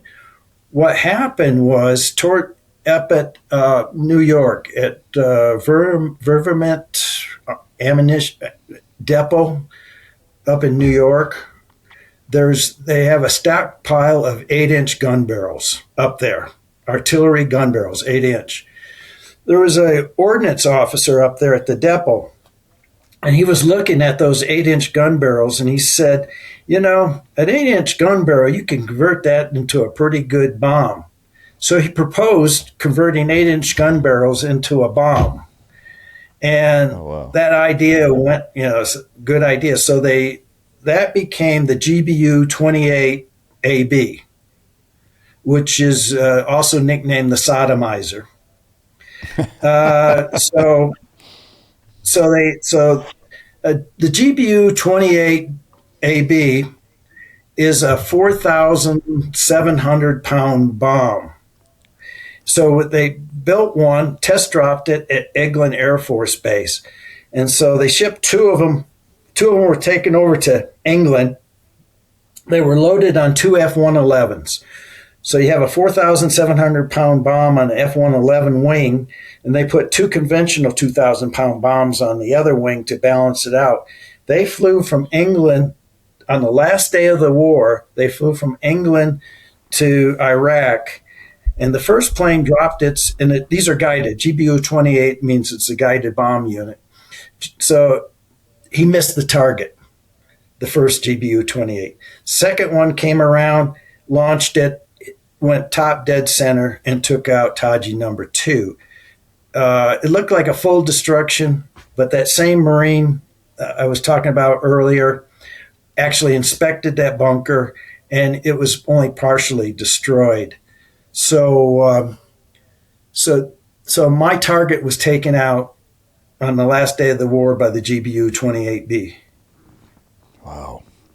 But that whole process of, figuring out and developing a way to neutralize that via the air campaign is fascinating. And even for me, it's not something I was A, aware of, or B, would have even considered as realistic, given kind of how fly by the seat of your pants that mechanism for developing a weapon system kind of on the fly for a specific Why it's called target. the GPU-28 is because it took 28 days to develop it. That's crazy. That is remarkable. Yeah, that's amazing. That's a fascinating piece of military history, no doubt about it. So you end up not getting to go on that mission to take care of that target. How did your career at that point kind of wind down? Well, then when I went to JSOC, I was the exercise sergeant major, and then we have the next one is Operation Uphold Democracy. So Uphold Democracy was to restore the democratic elected government of Haiti. So we were on the aircraft carrier, the USS America, CV-66. So on the aircraft, because I was in exercise branch, our branch was in charge of organizing the aircraft carrier. So on board, we launched from Virginia, Norfolk, Virginia. We flew off the coast of, we sailed off the coast of Georgia. And then what happened is all of 160th aircraft flew on to our aircraft carrier. So that, people wouldn't see all these helicopters because it was supposed to be a surprise. Now, former President Jimmy Carter and a bunch of his people are in Haiti trying to negotiate a return to the government. They had a coup, and they were trying to fix so that we would not have to, forcibly assault Haiti. So on board the aircraft carrier, by chance, I was the senior ranking enlisted for the Joint Task Force. So I was the senior enlisted advisor on the aircraft carrier. On the aircraft carrier, we had all of 160th aircrafts, from the MH-47s to the MH-60s to all the different helicopters. And this is the first time Special Operations has worked on a floating forward staging base. And so it was a learning experience, and I was the senior enlisted on board there for the Joint Task Force. And so I would have to work out all the details. I also, during any air operations, I wore a white jersey as signifying that I was safety, to make sure our guys were staying safe and having all the right. When you do flight operations, you got to have your helmet on, you got to have your flotation device, your goggles, making sure that everybody was staying safe. And I would have meetings twice a day with the ship and all the senior NCOs from the task force. Now we had a full Ranger battalion on board the aircraft carrier, and we had another company from another battalion, Ranger battalion, on board the aircraft. Also, we had 2 teams from SEAL Team 6 on board the aircraft, and so other than a few people from Delta, there was no other person on board. We weren't involved in that one. And so I would have to iron out all the daily tasks, like laundry. I had to learn how to operate the ship's laundry and then bring people down to operate the ship's laundry. I had the ship also was had a no tobacco policy on board the aircraft carrier. A captain of the ship he's the guy in charge, and he can make any rules that he wants. And so the ship was a no tobacco policy ship. Well, Rangers dip and chew, and that's what they do. They started it when they go through Ranger school. Now today, nicotine, tobacco, and caffeine is not allowed in Ranger school. Oh, wow, today. I didn't know that. But it was back then, and that, to me, that was a bad habit. So when we did the first flight operations off the aircraft carrier, you have to do what's called a FOD walk, foreign object damage walk. So you have to go and look for any debris on the flight deck, whether it be a nut, bolt, screw, anything, because, whether it be a jet engine or the helicopters can take that piece of whatever it is on the flight deck, throw it, damage equipment, injure people. So on the flight deck of an aircraft is all these recess areas that are called pad eyes. This is how they tie down the aircraft and all the handling equipment into these pad eyes. Well, when it rains, the pad eyes fill up with water. But so you have to search all of the pad eyes to make sure there's no nuts, bolts, and screws. Well, a lot of them were filled with tobacco spit. And that did not go well for the crew, Navy crew and stuff like that. And when and if you're on the flight deck and they call for a FOD walk, everybody on the flight deck is part of the FOD walk. Well, our guys were wanting to escape down, and I had to tell them, you're on the flight deck, FOD walk, you're a part of the FOD walk. I had to provide 28 KPs for the kitchen, the galleys on board the ship, 24 hours a day. The Rangers said that they would do all the KPs if I didn't assign them any other job. And I said, everybody agreed to that. We had to do some underway replenishments, and the SEALs volunteered to help with the underway replenishments, making sure everything is taken down, put in storage and stuff like that. So it was pretty good. Our gym equipment had to organize gym hours. I say the only difference between a prison gym and an aircraft carrier gym is the prison gyms are a lot better than the aircraft carrier gym. The equipment is poorly maintained. Our guys were breaking the equipment. So I had to tell him, you give me a list of what is broken and I'll get it fixed. Got library. The people in charge of the ship's library wanted our guys to leave their ID cards when they checked out a book. And I says, at any time we could be called up to do a flight operation and go into Haiti. I'm not having my guys come down here and getting their ID cards.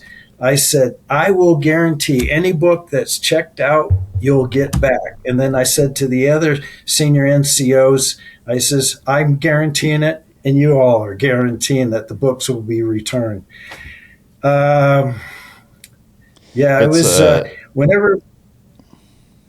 whenever my phone rang, it was always something. It was always an issue, a problem to be solved. I never got good news. Yeah. I mean, it's wild to me being in that position at that point in your career with the amount of experience and expertise and kind of tactical savviness that you possess, that you're now in this position where to say you're overqualified for it is a woeful misstatement. But it's I guess textbook military, putting you in charge of something like that. One thing I did want to ask is, I meant to ask it earlier, timeline-wise, but Operation Pocket Planner, the Georgia prison riot, did you play a role in that was 1987. Yeah, what happened is during the Carter administration, President Carter was coming down hard on Castro for human rights, and Castro says, okay. So he opened up his prisons, some of his pretty bad prisoners, and some of his people that were judged criminally insane, gave them boats and said, go to America. So that was the Mariana boat people. And so they came to the United States, all these people that Castro didn't want, and says, okay. And they were arrested and put into different federal penitentiaries, several different ones throughout the United States. And one of them was the Atlanta Federal Penitentiary. Well, President Reagan now is the president, and he's going to send them all back to Cuba. And these Cubans don't want to go back to Cuba. An American prison is a lot better than a Cuban prison. So several of the prisons, like Oakdale and Atlanta, the Cubans were kind of on the minimum part of security part of the prisons, but they did not want to go back to Cuba, so they rioted and took over the prisons. At Atlanta, not only when they took over the prisons, they opened the gates to all the other prisoners that were there and let them out, including those that were in what's called E-cell block. E-cell block is where the worst of the worst are housed in Atlanta. And so they let all of them out. The Cubans took hostages, the medical staff, the medical clinic, guards, and everything. So the Cubans had hostages, and now all the prisoners are free. And also there's a factory there, kind of to say, a machine shop. And so the Cubans were then making weapons at the machine shop, got grinders going, torches going. They also take the torches and they would weld doors, put pieces of metal and weld doors shut. So the Cubans are reinforcing the prison, and they had hostages. Now, we were worried about this, especially this one prisoner called Silverstein. He was an Aryan Nation guy. And this guy is in prison because he killed people. And even in prison, he's killed people. He's killed a guard. He's the worst of the worst. And one of the things we were worried about is that he might take revenge on one of the hostages, like some guards that he may have a grudge against. So we told the Cubans that we're trying to negotiate, but if any hostage is harmed, negotiations are off. So what happened is, there's a law called posse comitatus. Are you familiar, Mike, with that law, yeah. posse comitatus? Yep. Yeah. Well, that was made shortly after the Civil War, during the Reconstruction of the South. and what happened is that sheriffs and stuff would go to a military base and deputize soldiers to do whatever the sheriff wanted to be done. Some of the stuff maybe not so legal down south. And so that was established, posse comitatus, that military can be used for humanitarian purposes, like preventing medical, like national disasters and different other things. But we cannot, with posse comitatus, we can't, basically police U.S. citizens. Well, President Reagan signed an executive order waiving posse comitatus so that we could now support the FBI in the FBI hostage rescue team at Atlanta prison. Now, the reason is it's because of the hostages that they held there, and we were concerned with the safety. So, in essence, it was a humanitarian that we deployed. Now, we deployed our medical staff, we deployed our COML, we deployed our sniper observers to be not snipers but to be observers, and we deployed our breachers. And that's why I went to Atlanta prison as a breacher, to support the FBI breaching. So, our snipers would report on, they're really good at observing and recording, and have a system of recording what activities are going on into the prison. So, and we helped better provided communications within the prison with our commo guys, and we had our own medical staff there, and we had the breachers, and we assigned breachers to each of the team. So I was assigned to the Knoxville FBI SWAT team as their breacher. And then when the FBI hostage rescue team, I was then assigned to the FBI hostage rescue team. I was on, and the team leader of the hostage team I was on was Tommy Norris. Wow. Tom Norris. You know Tom? Or heard of Tom Norris? The former team guy, Medal of Honor recipient, Tom Norris? Medal of Honor recipient for Vietnam. Yeah. And I was on his team. It was an honor to be on his team. He received the Medal of Honor for rescuing a downed pilot disguised as a Vietnamese going into occupied territory in the DMZ surrounded by North Vietnamese. He had a Vietnamese SEAL team with him disguised, and they just pretended like they were just local Vietnamese going up the river, but they rescued and got that pilot out, and he was awarded the Medal of Honor for that. And then on a later mission, he went into, he hadn't got the Medal of Honor yet, but on a later mission, he went on a recon mission into North Vietnam with Mike Thornton, and SEAL NCO. So it's Mike Thornton, Tommy Norris, he's a lieutenant. They went into North Vietnam with the Vietnamese SEAL team. They were put off. They were sent ashore into the wrong area, and they got compromised. And there was a firefight. Tommy was shot. He shot in the eye. And the SEALs, Mike Thornton was on the beach. And the Vietnamese SEALs that were with Tommy abandoned him and left him and went to the beach. And Mike Thornton asked them, says, where is Tommy? And he says, well, WWII is dead. Well, Mike is not going to leave him there. So Mike goes in and finds Tommy and grabs him out. They go to shore. He swims him out into the ocean until several miles until they're picked up out in the ocean. And so you have Mike Thornton receive the Medal of Honor himself for saving the life of a Medal of Honor recipient. Yeah, it's such a wild story. Both guys, absolute legends in the SEAL teams. That I remember coming up hearing about them quite a bit.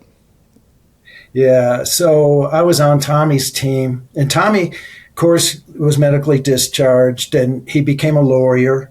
And then he joined the FBI, and then he worked undercover, mostly with white supremacist groups, doing undercover with white supremacist groups.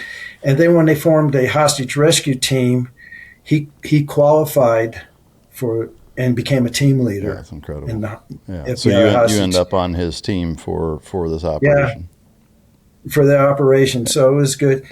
But again, finally, with Silverstein, the guy, the troublemaker, Silverstein, they had access to drugs. The Cubans had access to drugs. They had the medical thing, and they had alcohol. They were making alcohol.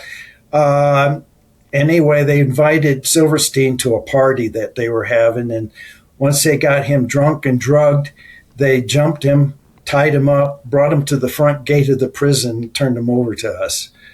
Oh, wow. Yeah, so then he went to a Supermax, and then it was negotiated. We worked a negotiated deal. We did not have to do an emergency assault into the prison, so it was concluded. Yeah. Without having to go in. Yeah, that's incredible. So many things have transpired in your career that are,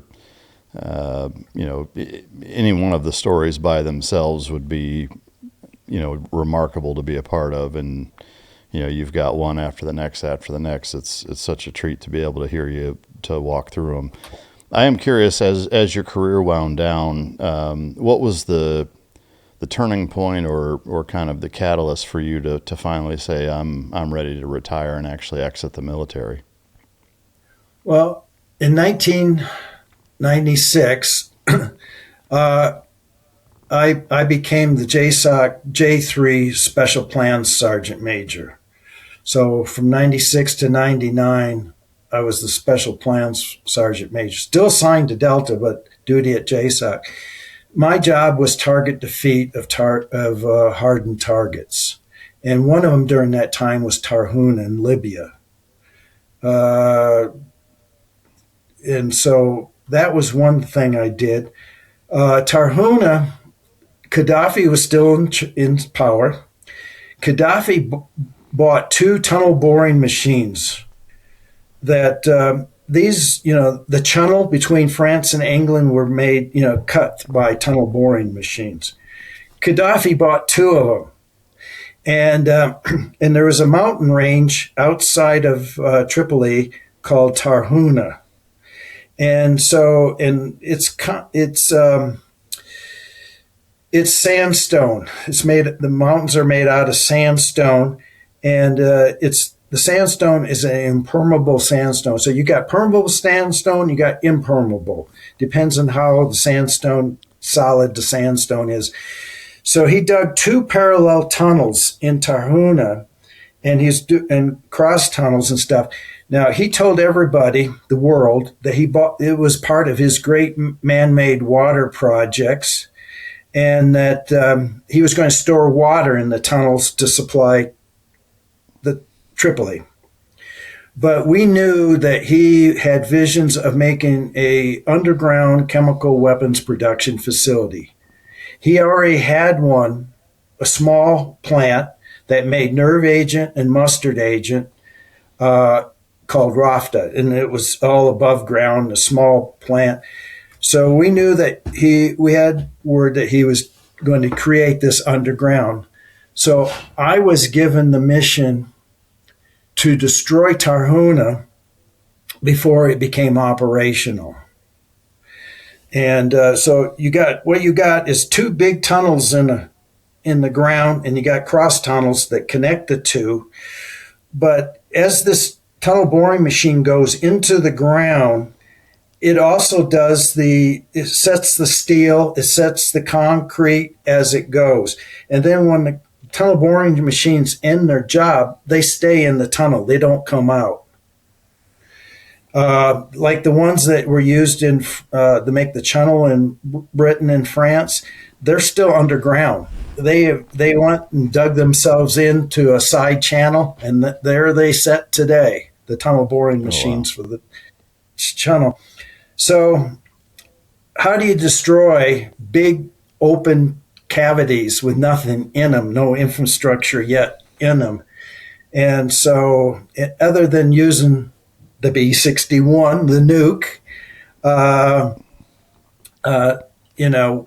I came up with the idea about imploding them. We would actually implode, instead of exploding the tunnels, we would implode them. So we went out and did search the United States for sandstone that was similar to Tarhuna. We found them in New Mexico at Socorro, out there at New Mexico Tech, which has all the support facilities that we needed. So we actually duplicated how the tunnels would be structured out there, and then we came up with a method to implode them using drilling rigs.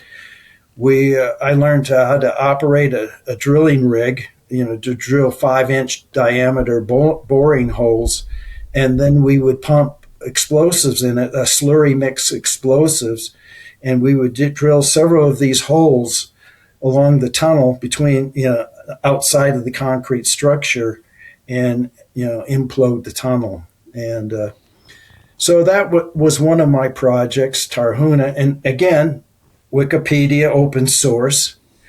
But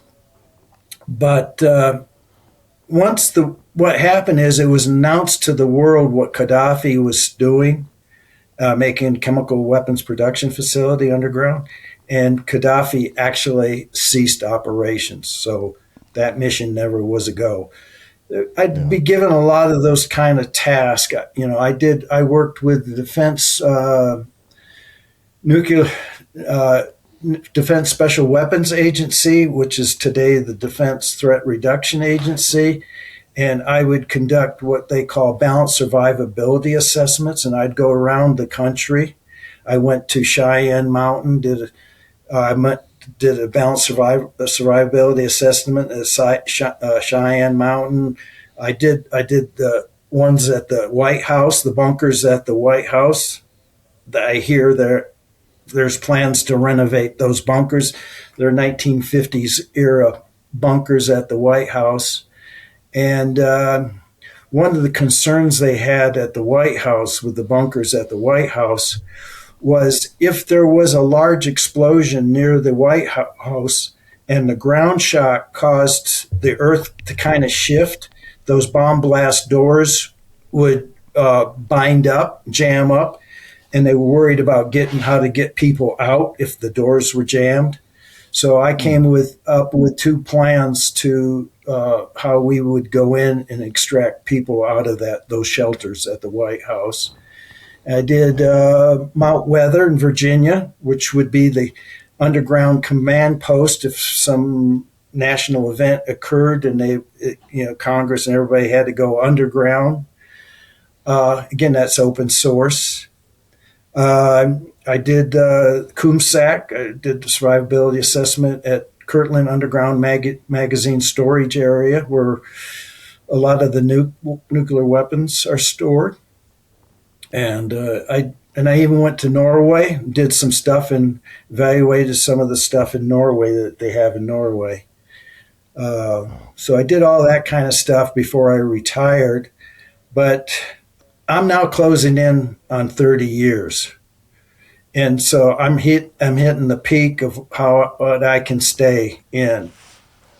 And then I met my second wife just before I retired.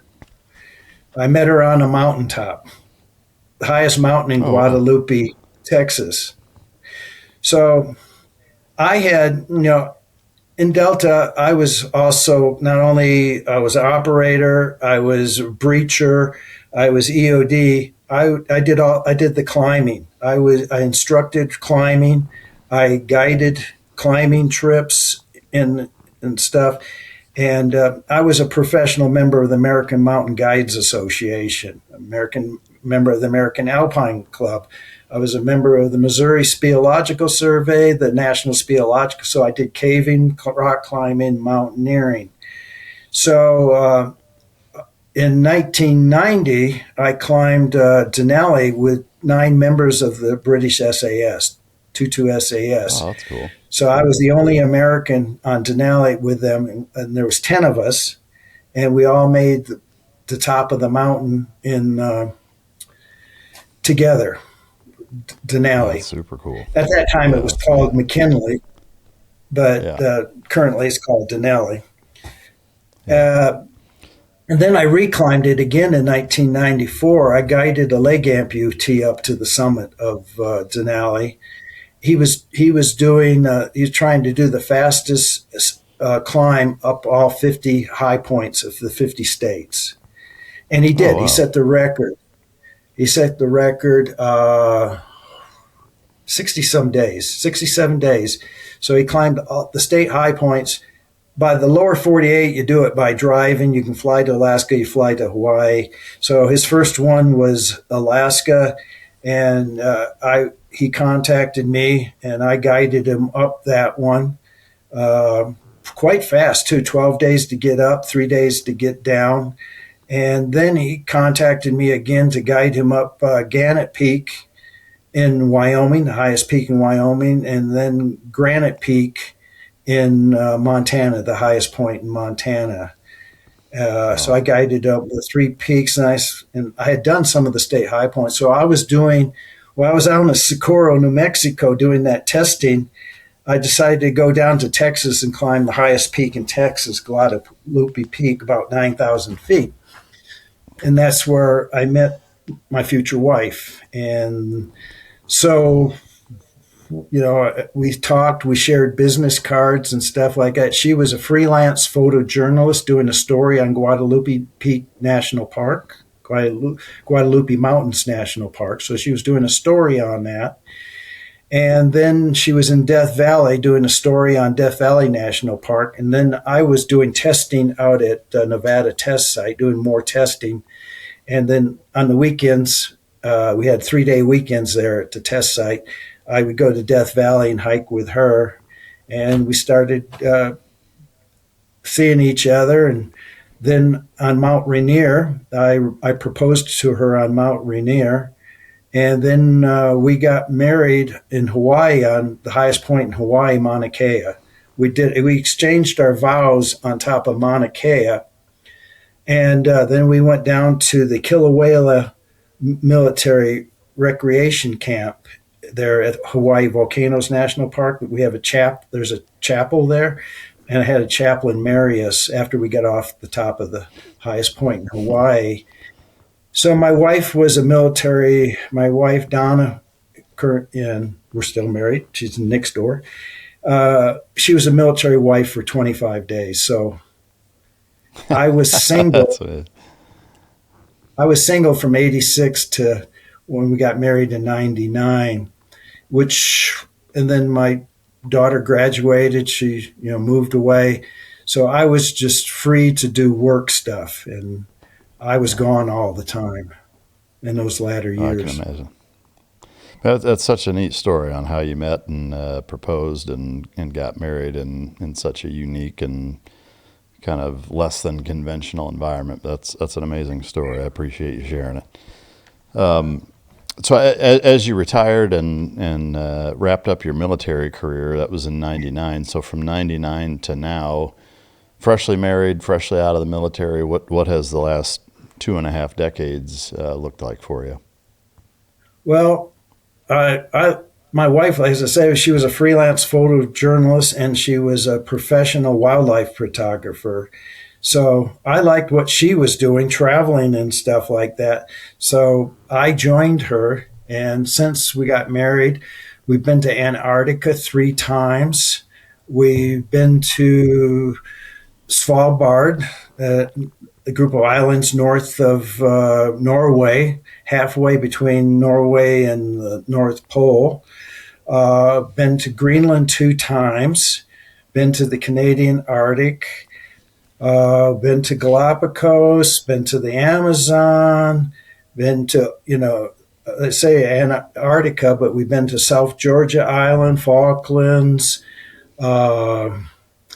Australia, and stuff. Did 2 trips in Australia, spent time in there. We rented a camper van and went from the east coast to Cape Tribulation on the north side, all the way down to Melbourne. 2-month trip in Australia, photographing wildlife and stuff like that. So that's what we've been doing. We travel about half the year. And she's now semi-retired. Yeah. So in essence, you guys are total homebodies and don't get out much. Does that about summarize it? Yeah. So, what a cool way. Yeah, man, that's amazing. I love it. I am curious. I mean, in terms of getting into the book, what prompted you to write it all these years later? Well, I'm a member. I'm a director with the National EOD Association. I'm an honorary board member for the EOD Warrior Foundation, and so I write a lot of articles, EOD history type stuff, to share with the current EOD folks so that they know their history. And given these podcast interviews, people have come back and said, well, you ought to write a book. And I says, well, I'm not going to write a book.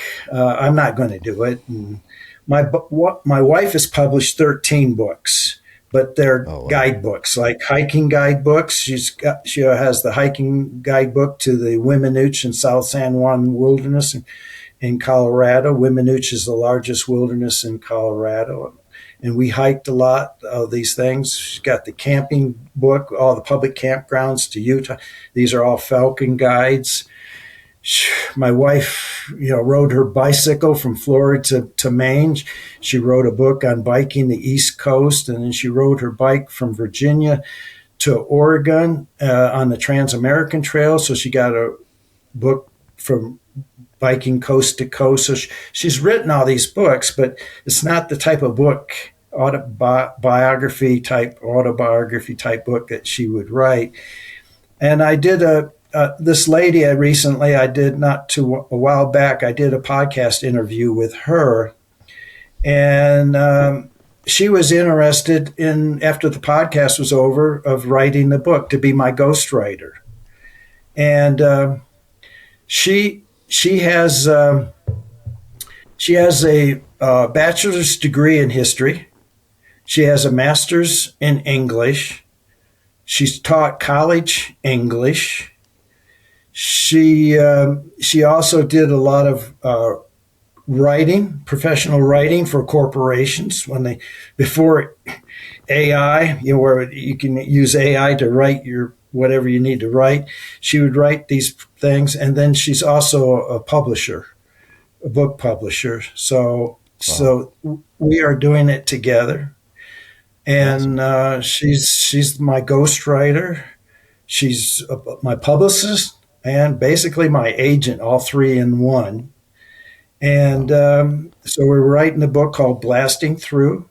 She thought it would be I'm not on social media at all, never was, except for Army Together We Serve. And so she thought that she'd put us on X, former Twitter, and to give pre-publicity for the book and promote the book. Now, we have a deadline, August of 2026. That's our goal. You got to have goals, and we're working on that. But once the manuscript is done, I have to run it through Department of Defense for approval. And I've already notified USSOCOM, the public affairs of USSOCOM, gave them the concept and what I'm trying to do with the book. And I got the go-ahead to write the manuscript from USSOCOM. So I just got to go through those steps to make sure that I don't put anything in there that they don't want to be in there. So that, I don't know how long that process will take, the review process.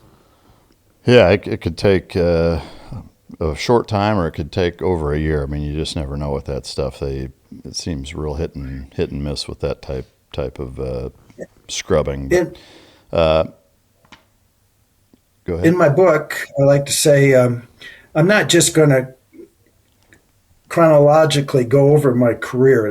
There'll be some stuff like that in the book, but I do want to emphasize certain things in the book. I want to talk about leadership. I want to talk about the ethics. I want to talk about moral injury. I'm big with the moral injury. I got involved with this about 4 years ago. I had no clue what moral injury was. A psychologist from Utah contacted me, saw me on the internet, contacted me, and then we started this moral injury thing. And during Soft Week 2025 down at Tampa, Florida, I was part of a panel with an audience, and we talked about moral injury, and now USSOCOM has a book, a pamphlet, glad to share, on moral injury. We believe moral injury is one of the significant causes of suicide, and not that there's not other causes like tendinitis, TBIs. Health issues, but we do feel that a significant amount of suicides are from moral injury, and moral injury is also known as soldier's heart or soul wound. We believe something happened during your career which violated your morals, which you grew up with. As you grow up in life, if you develop your moral codes from your parents, from your family, your nuclear family, from your teachers, your schoolmates, your church, different organizations, and you develop this moral standard. And whenever there's a violation of that moral standard, it kind of eats at you, and it can be anything. It's a guilt. It can be survivor's guilt, that why did I survive and nobody else? Or survivor's guilt is that you were supposed to go on a mission, but you got out of it. Somebody else took your place. They were either killed or seriously maimed. You were supposed to go on that mission.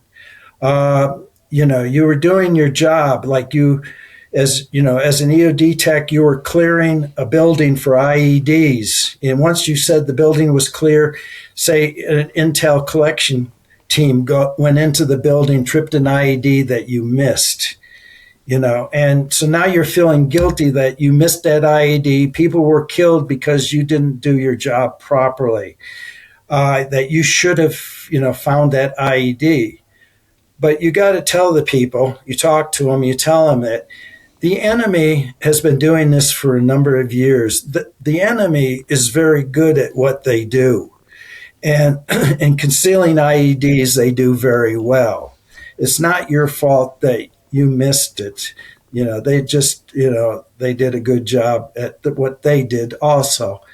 The other thing is you witnessed something. Atrocity was committed, and you witnessed it, but you never reported it.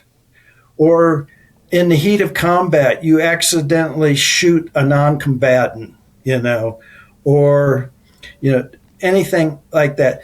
All that guilt will, eat at you, and that's what we call moral injury. So I want to talk about moral injury.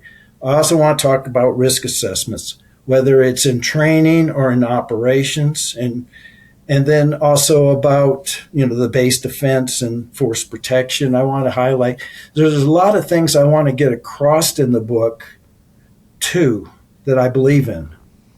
Yeah. I mean, I love that it's a combination that way of not just focusing on your career, but also so many important highlights and lessons learned, leadership, all the different things that you mentioned. I'm excited for it to come out. Can't wait to check it out once it does, and I appreciate you writing it and sharing it with us. I have to ask what your thoughts were here recently with the Maduro raid, being your former unit executing what seems like as flawless and competent of a special operations mission as has ever existed. I mean, just really blown away by the way that they executed that. I'd love to get your take on it.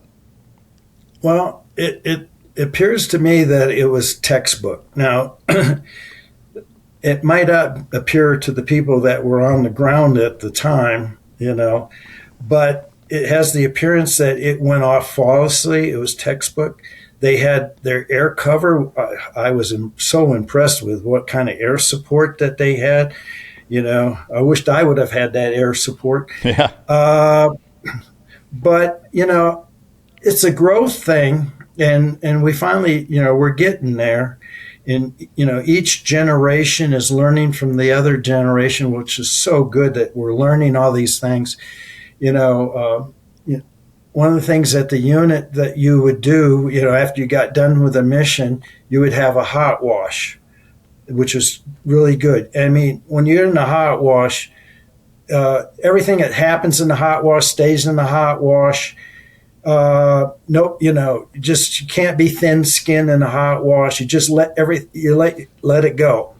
Whether it's after an operation or it's even after a training event, we will have a hot wash. And you just got to say what you got to say.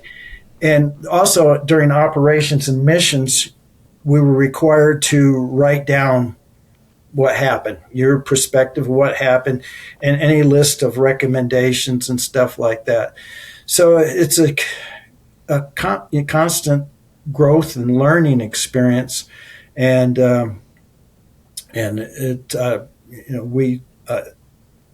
I hope that anything that we did collectively that aided them in what they can do, gave them the tools, the equipment, the knowledge, the skills, and the training supported all that.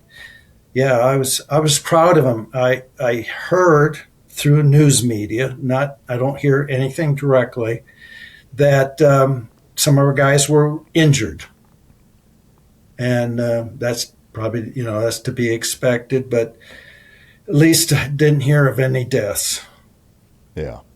Again, to say it was executed flawlessly or as good as it could have been under the circumstances seems like an understatement. I mean, again, just such a textbook execution of such a high level mission, super impressive. To your point, no two ways about it. I mean, it's your guys and the foundational kind of forefathers or the OGs of the original Delta Force are the reason that the existing Delta Force is in existence. So pat on the back and tip of the cap to you and all the guys that started it and set the standard, because they wouldn't have been able to done that had you guys not done what you did. So I love to see it.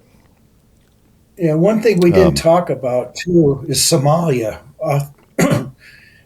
Operation Gothic Serpent. We didn't mention Somalia during my time, and I tell you what I was doing during that.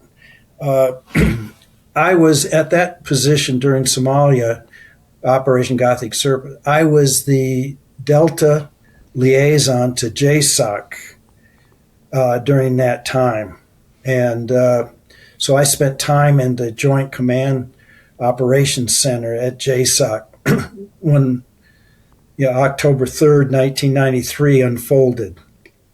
And to sit there and to listen to all the radio traffic and all what was going on during that time, that was something. I had my close friend, very close friend, was killed in that operation. That was Tim Martin, known as Grizz.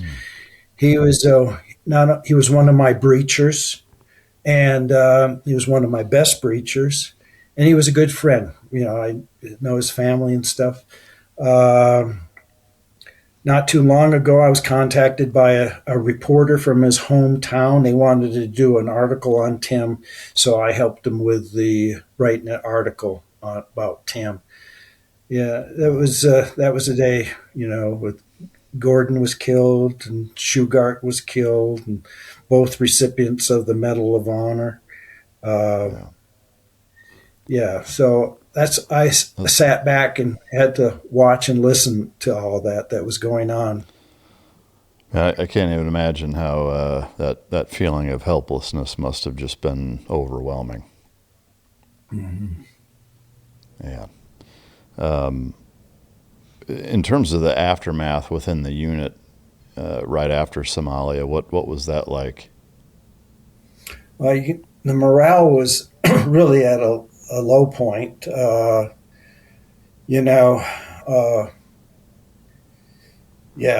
was low for a while. It was a terrible time.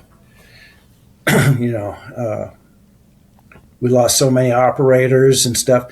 Since Somalia, 3 of our guys have committed suicide. That were there? Mm-hmm. Wow. Yeah, it's just heartbreaking. Yeah, it is. I imagine that is a driving force behind components of the book that you want to really talk about.